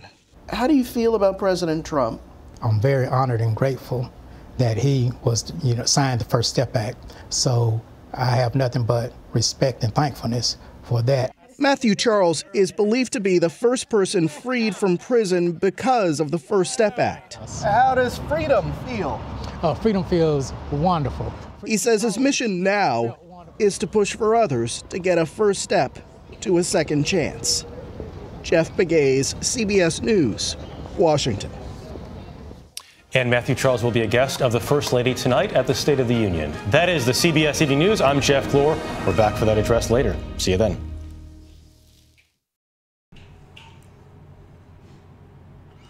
All right, so let's see. Let me give you the story to that. It says President Trump welcomes home to Matthew Charles, man released from Nashville prison under First Step Act. Let me say that again. President Trump welcomes home to Matthew Charles, man released from Nashville prison under First Step Act. The story was done in the Tennessean. Today, February the 6th, 2019, and this is how it reads. It says, President Donald Trump welcomed a Tennessee man home during a State of Union address on Tuesday evening. Matthew Charles, a Nashville man who was released from prison after more than 2 decades of incarceration, was invited to the speech as a guest of the president. Matthew was the very first person to be released from the prison under the First Step Act. Thank you, Matthew. Welcome home, Trump said. He also mentioned Alice Johnson, a Memphis woman whose sentence he commuted last year. Inspired by stories like Alice, the president said his administration worked to sign the First Step Act into law. It focused on sentencing laws for nonviolent offenders. America is a nation that believes in redemption, he said. Over the next 2 decades, Charles, completed more than 30 Bible studies, became a law clerk, and mentored many of his fellow inmates, the president said. Charles was sentenced to 35 years in prison in 1996 on drug-related offenses at the age of 30. On January 3rd, he was the first person released from prison under the First Step Act. Advocates and experts have urged that Charles' original sentence was unfair because punishment at the time was much lower for people convicted of dealing powder cocaine. Charles' conviction was related to crack cocaine. In 2015, former federal judge Kevin Sharp agreed Charles deserved a shortened sentence. As a result, Charles was released in 2016. He did not reoffend. But after an appeal court reversed Sharp's ruling, Charles was ordered to serve a full 35 years behind bars. As Charles prepared to return to prison in 2018, his case received national attention in part due to coverage from Nashville Public Radio. Federal public defender representing Charles asked for his sentence to be lowered on December 27, days after the new Sentencing Reform Step Act was signed by President Donald Trump. He was released in early January. While in prison, Matthew found God, completed more than 30 Bible studies, became a law clerk, taught GED classes, and mentored fellow inmates. A release from the White House on Monday stated. All right, so, again, we try to say which kind of races would you prefer?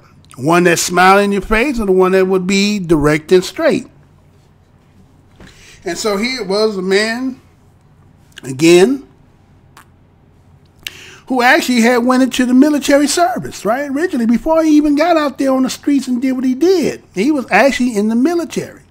But somehow, again, doesn't really go into depth as into what had transpired about his military service. I don't know whether he got an honorable discharge or whatever it might have been. But the benefits of the sort of things that most people get when they do their tenure and their service for the country, being a GI Bill, right, and being able to go to school, get yourself a home, you know what I'm saying? There's certain aspects that you get as part of being a veteran. And so that didn't work for him. So somehow coming back, again, you know, most people go into the military, especially when you would BADAS or a ADOS or DOS. Those are alternatives, again, when you don't have no other options, right? When you live in a dilapidated and hard environment, not really places where you can go get employment. So again, being in the military is an option to get you at least 4 years, right? If you can withstand it. Because again, once you get up in there, right?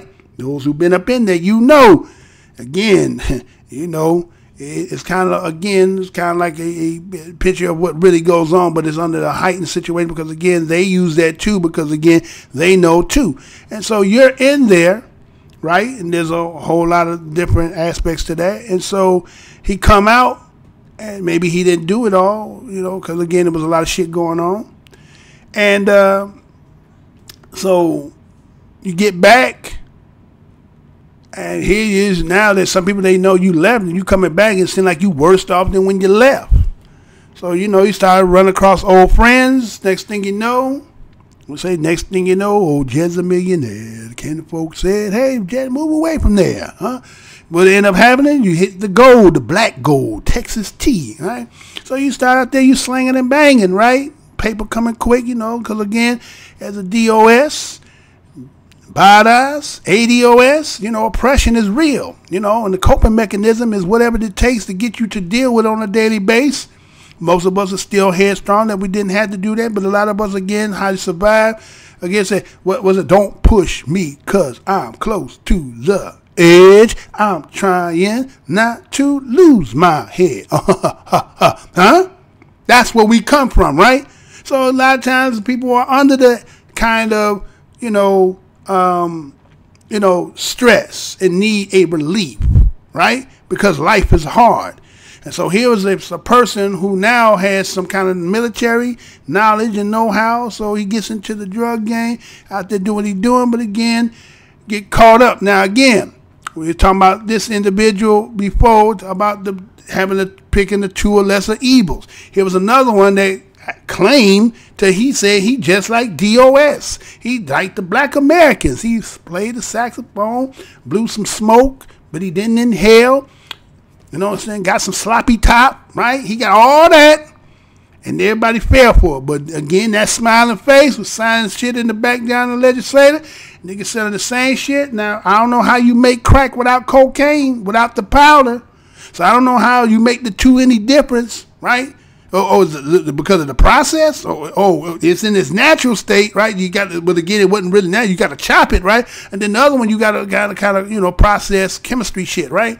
So you get more time, right? You got way more time, but yet the whole foundation of the product is based on that same shit.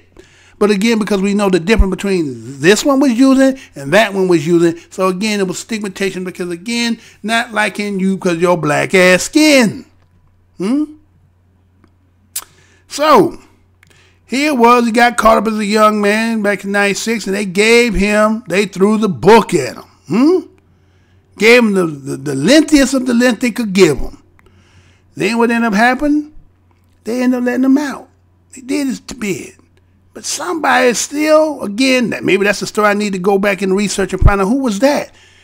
How did he do his time, right? Knowing that those sentences was like, the most diabolical way you could just ruin somebody.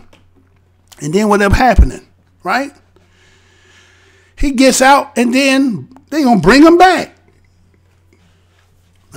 Bring him back. So now they make it again. This story here says, well, he got a first, a second, and a third chance. Wait a minute. Hold on. First of all, we're not going to condone the fact that, again, any brother, whether you hear me or don't hear me, or just me just saying it, putting it in the air, we don't condone when you was out there putting that poison on our people. And if you still do, we don't condone that shit. Because, again, you don't understand what you are facilitating and what you are actually being a proxy to. And a lot of times you're doing it because, again, the people that you look to or you affiliate with, and that's the game they're giving you, and that's the game you see, you're going to do the same thing, follow suit, move accordingly. So, in that aspect, blind leading the blind, they all going to what? Fall in the hole. So, young men go out there, living in an environment, and there ain't too many places. So these are the avenues. This is what it was set up to do. This was what it was designed to do. This is the only avenue that you can get. So again, it's doing more cuts than one. So that's what happened. So a young man get caught up, young man, and you gonna make sure when he come up out of there, he an old man, right? You keeping them hotel suites. You keeping them occupied, right? At the expense of them, right? And so now you want to give this as a great story that signing the bill, we get that. Okay, we give you that. But to throw this brother out there based on, again, circumstances and just the way this been designed, I think should be more of a shameful moment more than one that you want to exalt and put in front and say, look what we did right. Maybe if things had been not, if things could have been worked out better the way it should have been in the beginning, maybe this would not have been an alternative for a lot of brothers out here. And so, again, here's a brother that now he's 50 years old. Again, of course, he institutionalized. He's been in the system a long damn time.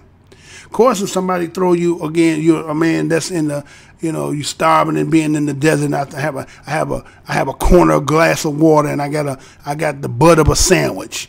You gonna praise me too, right? So again, that's not making light of the brother Matthews. It's just a saying that the circumstance of the situation. That's all I'm saying, right? You had to do what you had to do and maintain. But I'm just saying this. Just look at this, and then they want to, parade it as if it's like the greatest thing since sliced bread. No, it's just trying to right a wrong, and it's a delayed right. You understand? That should have been done, not because just the fact that who's in there now. There were people in there before that. Right? And so again, it's lucrative to have it like that. So, it is what it is, right? So we're gonna move on. Matter of fact, see, we could let me give you the flip side. Let me give you the flip side to that, right? Now let's say somebody again in his situation, right? He had to do what he had to do. Now let's just say this person here is getting up. doing what they got to do, right? They're going to go to work and do all that good stuff, right? But that don't mean that the pressures of life still ain't going to beat a motherfucker down, right? So let me show you this first, do this PSA, and then let's go from there. Let's hit it. Let's get it. Come on. Let's get it. Come on. Why are you so slow about it? Come on. Let's get it.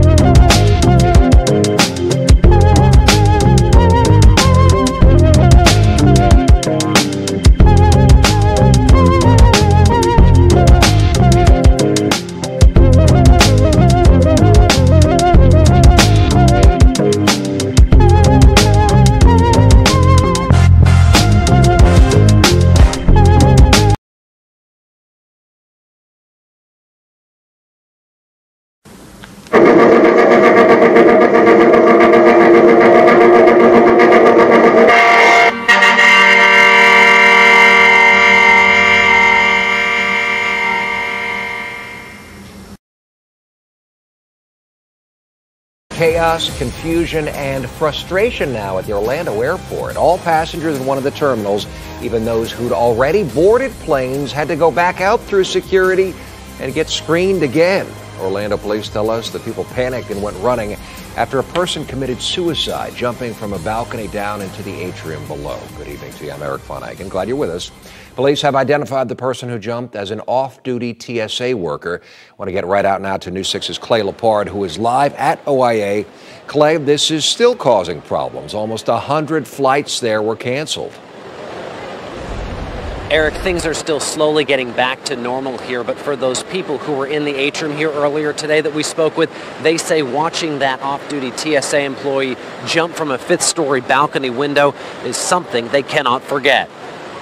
Everything else goes in your bag. Lines of people wrapped around near the East Security checkpoint here at Orlando International Airport after Orlando police say a TSA employee in his 40s jumped from a fifth-story balcony inside the atrium this morning. Heard a horrible crush. Joe Hain watched it all happen. And I think when it hit the ground, they thought it was a gunshot. It sounded that loud. And and then the crowd just started dispersing, running away from him. You could hear the sound, and that's why it sounded like something had gone off. While officers investigated the apparent suicide, passengers for several airlines found themselves escorted off planes, corralled by police tape, and waiting in long lines to be rescreened through security. Around 100 flights were canceled altogether. This is our second flight canceled this week. We're going to Chicago, and it was canceled to the cold weather, and now we're going to get canceled again. Ryan Lane was sitting on a plane on his way to New Orleans for his grandfather's funeral. It took me about another hour to get back outside of security and outside the airport and see this massive crowd of people and trying to decide what I'm going to do, which tell my grandmother that I'm not going to make it to this funeral. Other parts of the airport here were unaffected and flight operations have resumed here. But Eric, as you can clearly see on the board here, plenty of people still need to rebook their flights after they were canceled. Clay Lepard live at OIA. Thank you, Clay. It was Southwest Airlines that canceled most of those flights this afternoon. 49 inbound and 45 outbound, but airport officials tell us that number could change. Other flights were delayed for about 4 hours, we're told, besides the ones that Clay mentioned. Southwest says travelers should expect more delays into the evening as they try and get back on track now, so the airline is encouraging everybody to check their website for their flight status. We have also posted for you a link to OIA's flight information page. It's inside this story on the homepage of clickorlando.com. The TSA sent us a statement after today's tragedy saying, quote, "Our thoughts and prayers go out to the officer's family, friends, and everyone in our TSA family," end of quote. The Republican senator from Florida, Marco Rubio, also reacted to the news on Twitter, writing, quote, Terrible news from Orlando Airport today with the death of a TSA agent. Please pray for the family and all impacted by today's horrible tragedy, end quote. And Democratic Congresswoman Stephanie Murphy also tweeted, quote, TSA agents have some of the toughest jobs, and these public servants often sacrifice a lot in order to keep us safe at our nation's airports. My thoughts today are with his family and co-workers, and I wish them well during this difficult time, end of quote. All right, so we have a Orlando Airport TSA officer who committed suicide, right? So let me go ahead and give you the story first before I get into it. It says Orlando Airport TSA officer dies by suicide after jumping from hotel balcony. You know I'm going to say that again. Orlando Airport TSA officer dies by suicide after jumping from hotel balcony. Story was done in the, looks like it's in the Florida, what is this, the ampproject.org, right? And this is how it reads. It says a TSA officer who jumped from a hotel balcony at Orlando International Airport and into the atrium area of the hub is dead, police confirmed. Orlando police tweeted Saturday morning that they are working the active investigation as an apparent suicide. The agency later messaged the officer was taken to an area hospital in critical condition but later died from his injuries. WKMG-TV reports citing an airport spokesperson, passenger at gate 7129 are being rescreened. Arriving flights and departing flights to those gates were delayed. Southwest Airlines tweeted ground stop had been in place. In the statement, the TSA says an off-duty officer fell from the hotel balcony. Several passengers moved past security afterwards, prompting a screening of all passengers. Our thoughts and prayers go out to the officer's family, friends, and everyone in our TSA family. The statement reads in part. James Shaw said he and his daughters were staying at the Hyatt Regency Orlando Hotel for a kids' dance competition. He claims he saw the TSA officer jump from the highest floor between the hotel's two elevators. Shaw, a Safety Harbor, Florida resident, said the agent jumped from the 10th floor. At first, I thought it was kind of weird, Shaw said. You could see the security lines from here, so I figured they had him stationed. Shaw said he got on the elevator and left only moments later to hear a boom. That was when he jumped. Shaw said people thought it was a bomb or shots fired. Shaw's daughter, 6 years old, Naomi, is not aware of what happened. He said many of children for the young kids competition freaked out because they had to evacuate the area. Security lines were closed since about 9:15 a.m., but reopened after noon. Shaw said passengers for hours were not able to leave, and it appeared people had not gotten off income flights, he added. A request for the comment for Orlando International Airport has not been returned. So again, here it is, a situation where an individual who was doing his job, again, we could never read the mind of an individual why they do what they do. Again, the pressures of living in a place where, again, the working poor, where your nose is partially underwater, right? You know, you ever been to the beach or been in the pool, and you know how you walk down there and you're getting deeper and deeper. You try to see how far you can walk, and then you just try to keep your nose up, right? Try to keep your nose up, and then you get to that point where your head is underwater, and the only thing is your nose, like, you back, got your head bent back, then you get a little bit, the water start going in, right? It's like you're choking, right? And so that's how it is when you're working, right? You basically like that. You're trying to maintain to keep that water from getting in there, keeping your ass from choking or drowning, right? And so it gets to the point it becomes overwhelming, and you never know again. In this country, there's just a lick of a wick from just snapping, right? Everybody is there. Again, going to Liam Neeson's talking about politically correct, right? So just imagine everything you're trying to hold and maintain, and when, again, you're so fiery and angry that you want to just, again, as I said the other day about Robin Harrison, rest in power, about festivity, right? Getting to the highest level of festivity and snapping, right? And so in this case here, he decided that he was going to take his life, and what better way to be remembered is to do it when it was, at an airport. Now, I'm not saying whether he did that or not, but I'm just saying he did that, and because of the incident and the delays And again, what people said they heard and what those who might have seen, he's a permanent fixture in a lot of people's mind that will always recall that. Again, if he wanted to go out to be remembered, he did that. But again, as just the, daily grind of just living in a oppressed land and people trying to deal with it on a daily. Again, there's those who have more than others, and there's some who don't just got a bean in the pot. So again, everything in between is just going to be what it takes, and sometimes the pressure of life and trying to maintain and trying to walk the narrow road and trying to be a lawful abiding citizen or person, sometimes the pressure is just too much where you have to pop, and that's what it is. So, it is what it is, right? All right, so I got 2 more to go. We're at the 2-hour mark, right? All right, so now I got this story here, right? This story here again. Miami been getting a lot of press, man. A lot of shit be popping off in that Miami. And when I end the show, that's the reason why, right? That's why it's like that. So let me go and play this right quick and see if we can get it off. Miami dishwasher awarded a big settlement after she sued the owners of the hotel where she works, arguing religious discrimination. The jury siding with her in the tune of more than $21 million. But will she get that much?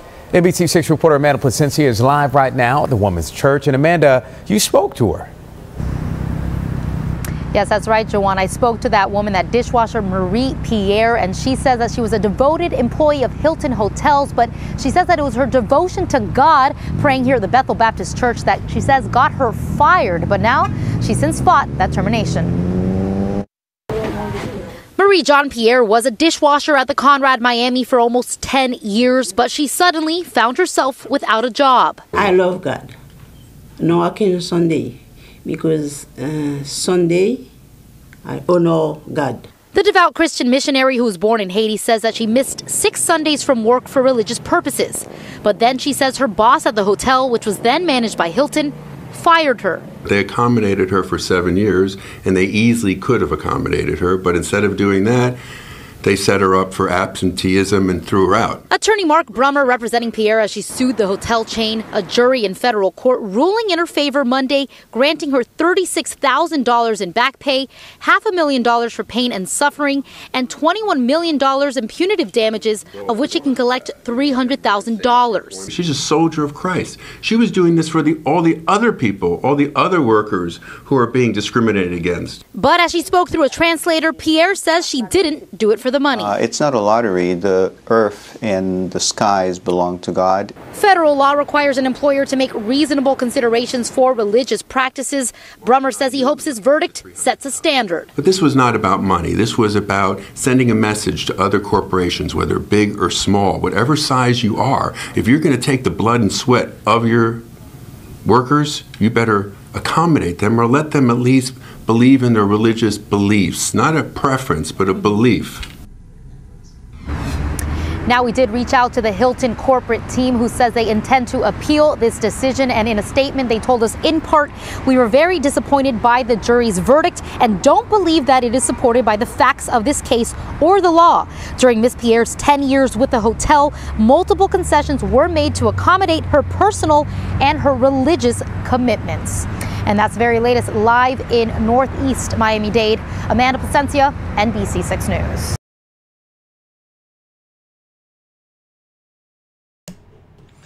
All right. Let me give you the article to that.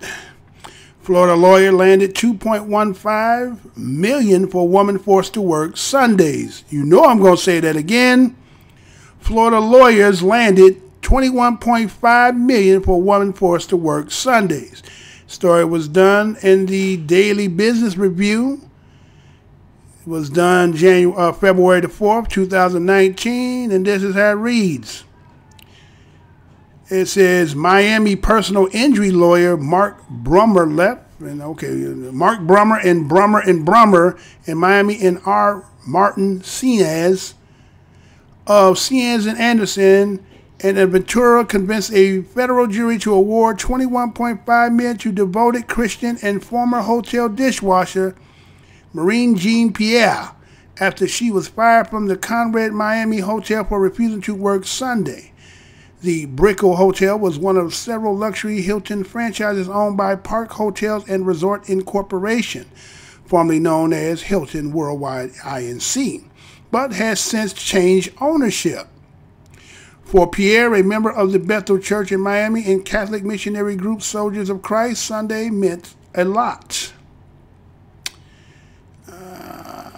That was it. That's the rest of the story. That's it. I guess that's it. Okay, so so what it was here was that a woman who had been working for the hotel for 10 years, and accordingly she was a devoted Christian, needed her Sundays, and somewhere down the line when she was originally working there in her early part of her 10 years, they were kind of denying it.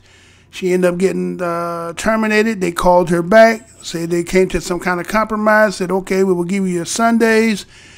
Then they ended up getting a new manager. The new manager was not trying to honor that. She called off 6 times, did the proper procedures to call before, a lot of time. They was not, no call, no show, so they ended up firing her. And so she ended up getting a lawsuit again because for religious practices, right? Now again, Florida. Again, you're going to see a video that I'm going to do after that. I was going to actually put it on this show, but due to it's already a 2-hour show, just in case they may not want this video played, so I'm going to go ahead and end the show with this one. And then there's going to be another video behind this one. And Bernard Thomas, I got your videos, homie. Don't sweat it. All right, so so here it was. Miss Pierre is getting allotted 21.5. But again, I heard as I was reading, right, as I was reading the story, it said that they switch owners. Did y'all hear that? So that's a possibility. Somebody may not be liable for what that is. You understand? So, you know what I'm saying? They said she might, remember the story, video started, she might not get it. Well, that's probably why you're not going to get it. They done pulled the okie doke move, right? So you can't force somebody else who didn't have nothing to do with that, and so they're gonna have to be chasing that money once again. But again, let's look at it this way. Massa was the one who instituted Sunday, that gave the slaves a day off so they can go worship and have a day of rest and worship, right? So now in this day and age, it's kind of like that's not even part of the gig anymore. Like, nah, man, we don't care about that shit. Religion ain't got shit to do with it. It's about this capitalism, right? So here was a woman again that you see. What kind of attorney was there again? Personal injury. Ambulance chasers, right? But they got the job done. They got the federal court, to get it awarded, right? I'm just type of guy. I got a personal. It's kind of like watching TV. They be calling. They call this number here when you want to lead a lawyer, right? We keep them numbers ahead because that's who they advertising to, because they know we don't got nobody on our Rolodex. So matter of fact, they ain't even no Rolodex no more, right? But in your phone, right? So again, hopefully that sister end up eventually getting the money, but we know they're gonna be pulling all kinds of strings. They're gonna keep it. Ain't won nothing yet. Matter of fact, she didn't. I thought she spoke at first, but then they mentioned that she needed an interpreter. But maybe I didn't see that right. A lot of times I'm watching the video with you. You know what I'm saying? You would think, sometimes I'm watching it as you watching it. And, again, that's skills. But anyway, so. You tell me what y'all think about it. Leave your comments down there. Again, hit that like button, hit that dislike button. Again, subscribe if you haven't, right? And Mr. Blow, I want to thank all those who was here to participate, to watch. Again, I know you're watching it by yourself, but I appreciate for you doing that click and watch. Again, I try to keep this and doing it daily until they let go of this suspension so I can get back and do to these live things. First and foremost, again, I want to thank everybody, subscribers and those passerbys. And again, agents, I know you got to do your job because that's what you got to do, right? That's how you pay your, you're going to do a TSA, you're going to be out the window too, right? Jumping out the window because you can't get no check, right? So, again, once again, I want to say for the BADAS, which is the Black American Descendants of Slaves, or if you like ADOS, which is the American Descendants of Slaves, or just the DOS, right? You have 3 options to choose. Now, again, what I want to say to you, to each one of you, Love one another. See one another. Give that universal nod. What's good, sister? What's good, brother? You know what I'm saying? It's treated with a kindness and you each other side. Because again, John Henry Clark has always told us the only people we got is ourselves, right? Now, we do have allies out here. You know, we respect those people who respect the fact that who we are and what you in this land and what you benefit from us. And we can always be allied with you. We are family. Just respect that when you in our house, right? If I come in your house, I don't come in your house, went outside and stepped in dog shit and coming and walking over your nice pearly white ass rug and doing the Eddie Murphy what they do the sketch when they said when Rick James came over Eddie Murphy in them house and stomping on the couch and shit with him. You know what I'm saying? That's disrespectful, right? We don't do that, right? So when you in our house, respect.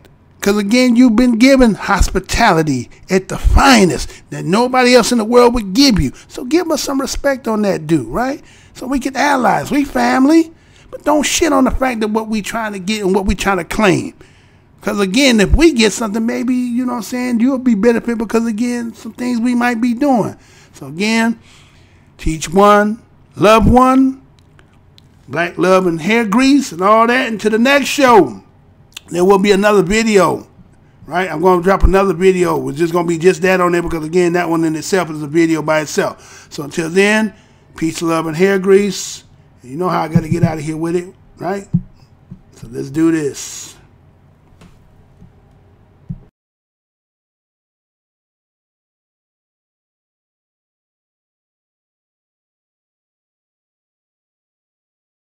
Portions of the following program may be unsuitable for younger or more sensitive viewers.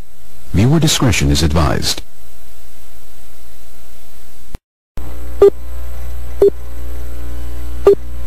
Remember, the enemy has only images and illusions, behind which he hides his true motives.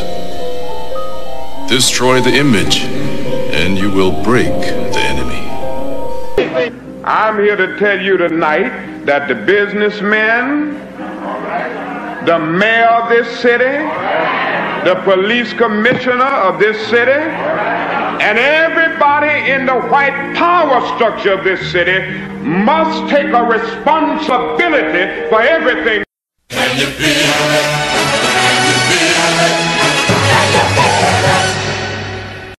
Luther and I and everyone in this arena tonight are unified by the same great American values. We're proud of our country. We respect our flag.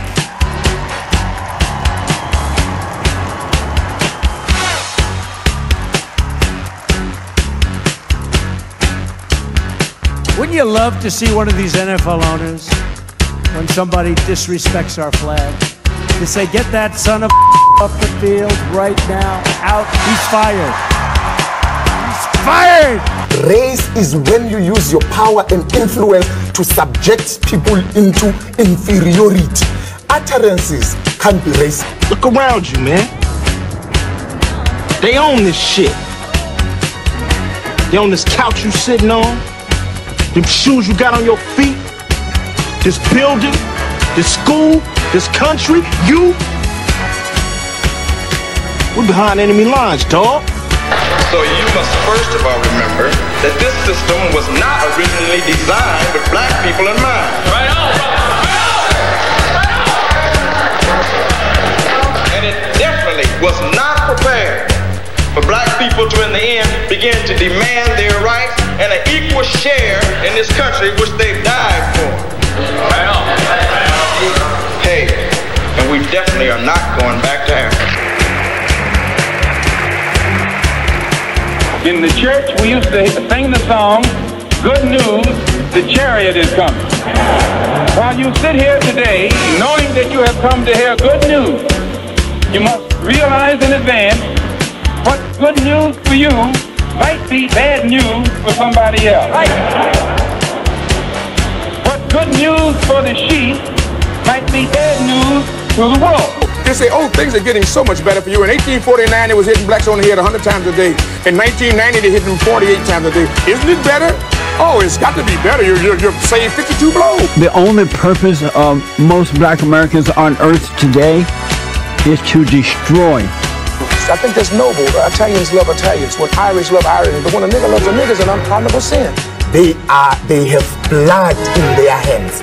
When we say they have blood in their hands, we are not saying him, George Bezos, went and killed, but white people colonized us. They dispersed us. They enslaved our people. They sucked our economy dry. They are still sucking it dry even today. That's white people. Tony Blair, George Bush, Napoleon Bonaparte, Leopold, Adolf Hitler, Benjamin Netanyahu. All white people, they are the same. They are racist and they are full of hate. I've been waiting for you. You have many questions, and though the process has altered your consciousness, you remain irrevocably human. Ergo, some of my answers you will understand, and some of them you will not. Concordantly, while your first question may be the most pertinent, you may or may not realize it is also the most irrelevant. Why am I here? Our world is coming crumbling down.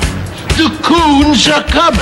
You got to understand that white America has an uncanny way of making the victim the victimizer. Excuse me, master, for putting my head in the way of your club. Not that your club is brutalizing my head and putting hickeys on it. My head got in the way of your free swing and broke your shiny stick, and I want to apologize for that.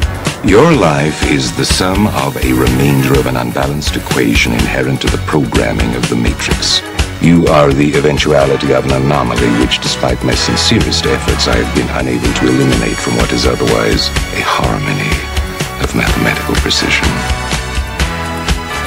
While it remains a burden assiduously avoided, it is not unexpected and thus not beyond a measure of control, which has led you inexorably here. There are more connections in the human body than there are stars in the galaxy. We possess a gigantic network of information to which we have almost no access.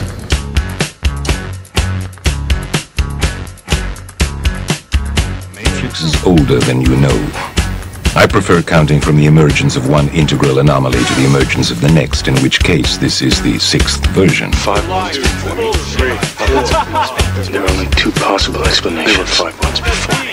Either no one told me, or no one knows. Precisely. As you are undoubtedly gathering, the anomaly is systemic, creating fluctuations in even the most simplistic equations. Control me! I'm gonna smash you to bits! You can't make me do anything like trick! Choice. The problem is choice. Let us remember that we are not brutalized because we're Baptists. We're not brutalized because we're Methodists. We're not brutalized because we're Muslims. We're not brutalized because we're Catholics. We're brutalized because we are black people in America. Because white people made him to be what he is. They made him to look evil, because that's their role, to make all of us black people to look evil and to hate ourselves. I can't hate. You're a nigga till you die. If you're a poor nigga, you're a poor nigga. If you're a rich nigga, you're a rich nigga. But you never stop being a nigga. And if you get to be educated, you're just an educated nigga. I'm told every day I'm on air that I'm racist because I call out racism. That is maddening to me, and I'm crying about it because it's crazy. So the Honorable Elijah Muhammad is teaching you and I and trying to tell the white man to get this powder keg out of his house. Let the black man separate from his house. Let the black man have his own house. Let the black man have his own land and his own property. I thought the bitch was white! Damn it! I thought the bitch was white!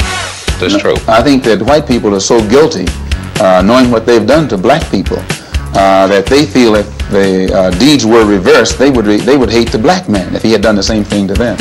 So it's actually, it reflects a guilt complex on the part of whites when they ask us, do we hate them? And if you notice, Uncle Sam has formed a habit of going all over the world. He calls it the ugly American, or the American image. He thinks that everybody hates him because it's a guilt complex. And if you think that if you are worried about Europeans hating you, and they're your allies and your cousins, well, naturally it would follow for you to think that Negroes in this country would hate you, especially in light of what has been done to black people in this country by white people. Now check it out. The white ball dominates everything, right? Knocks the shit out the yellow ball, the red ball, right? And the game's over when the white ball drives the blackball completely off the table. But you have to see that all of this is hypocrisy. I love Malcolm.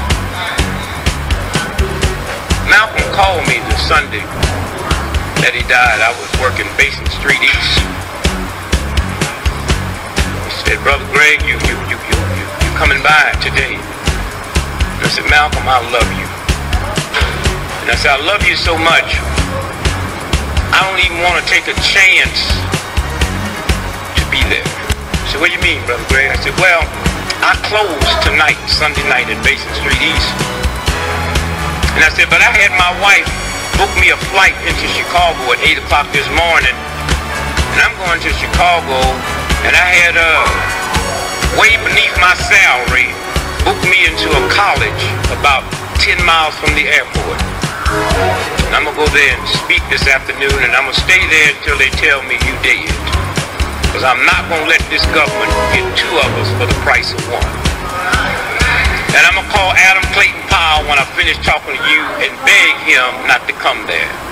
Because today, the United States government is going to get you.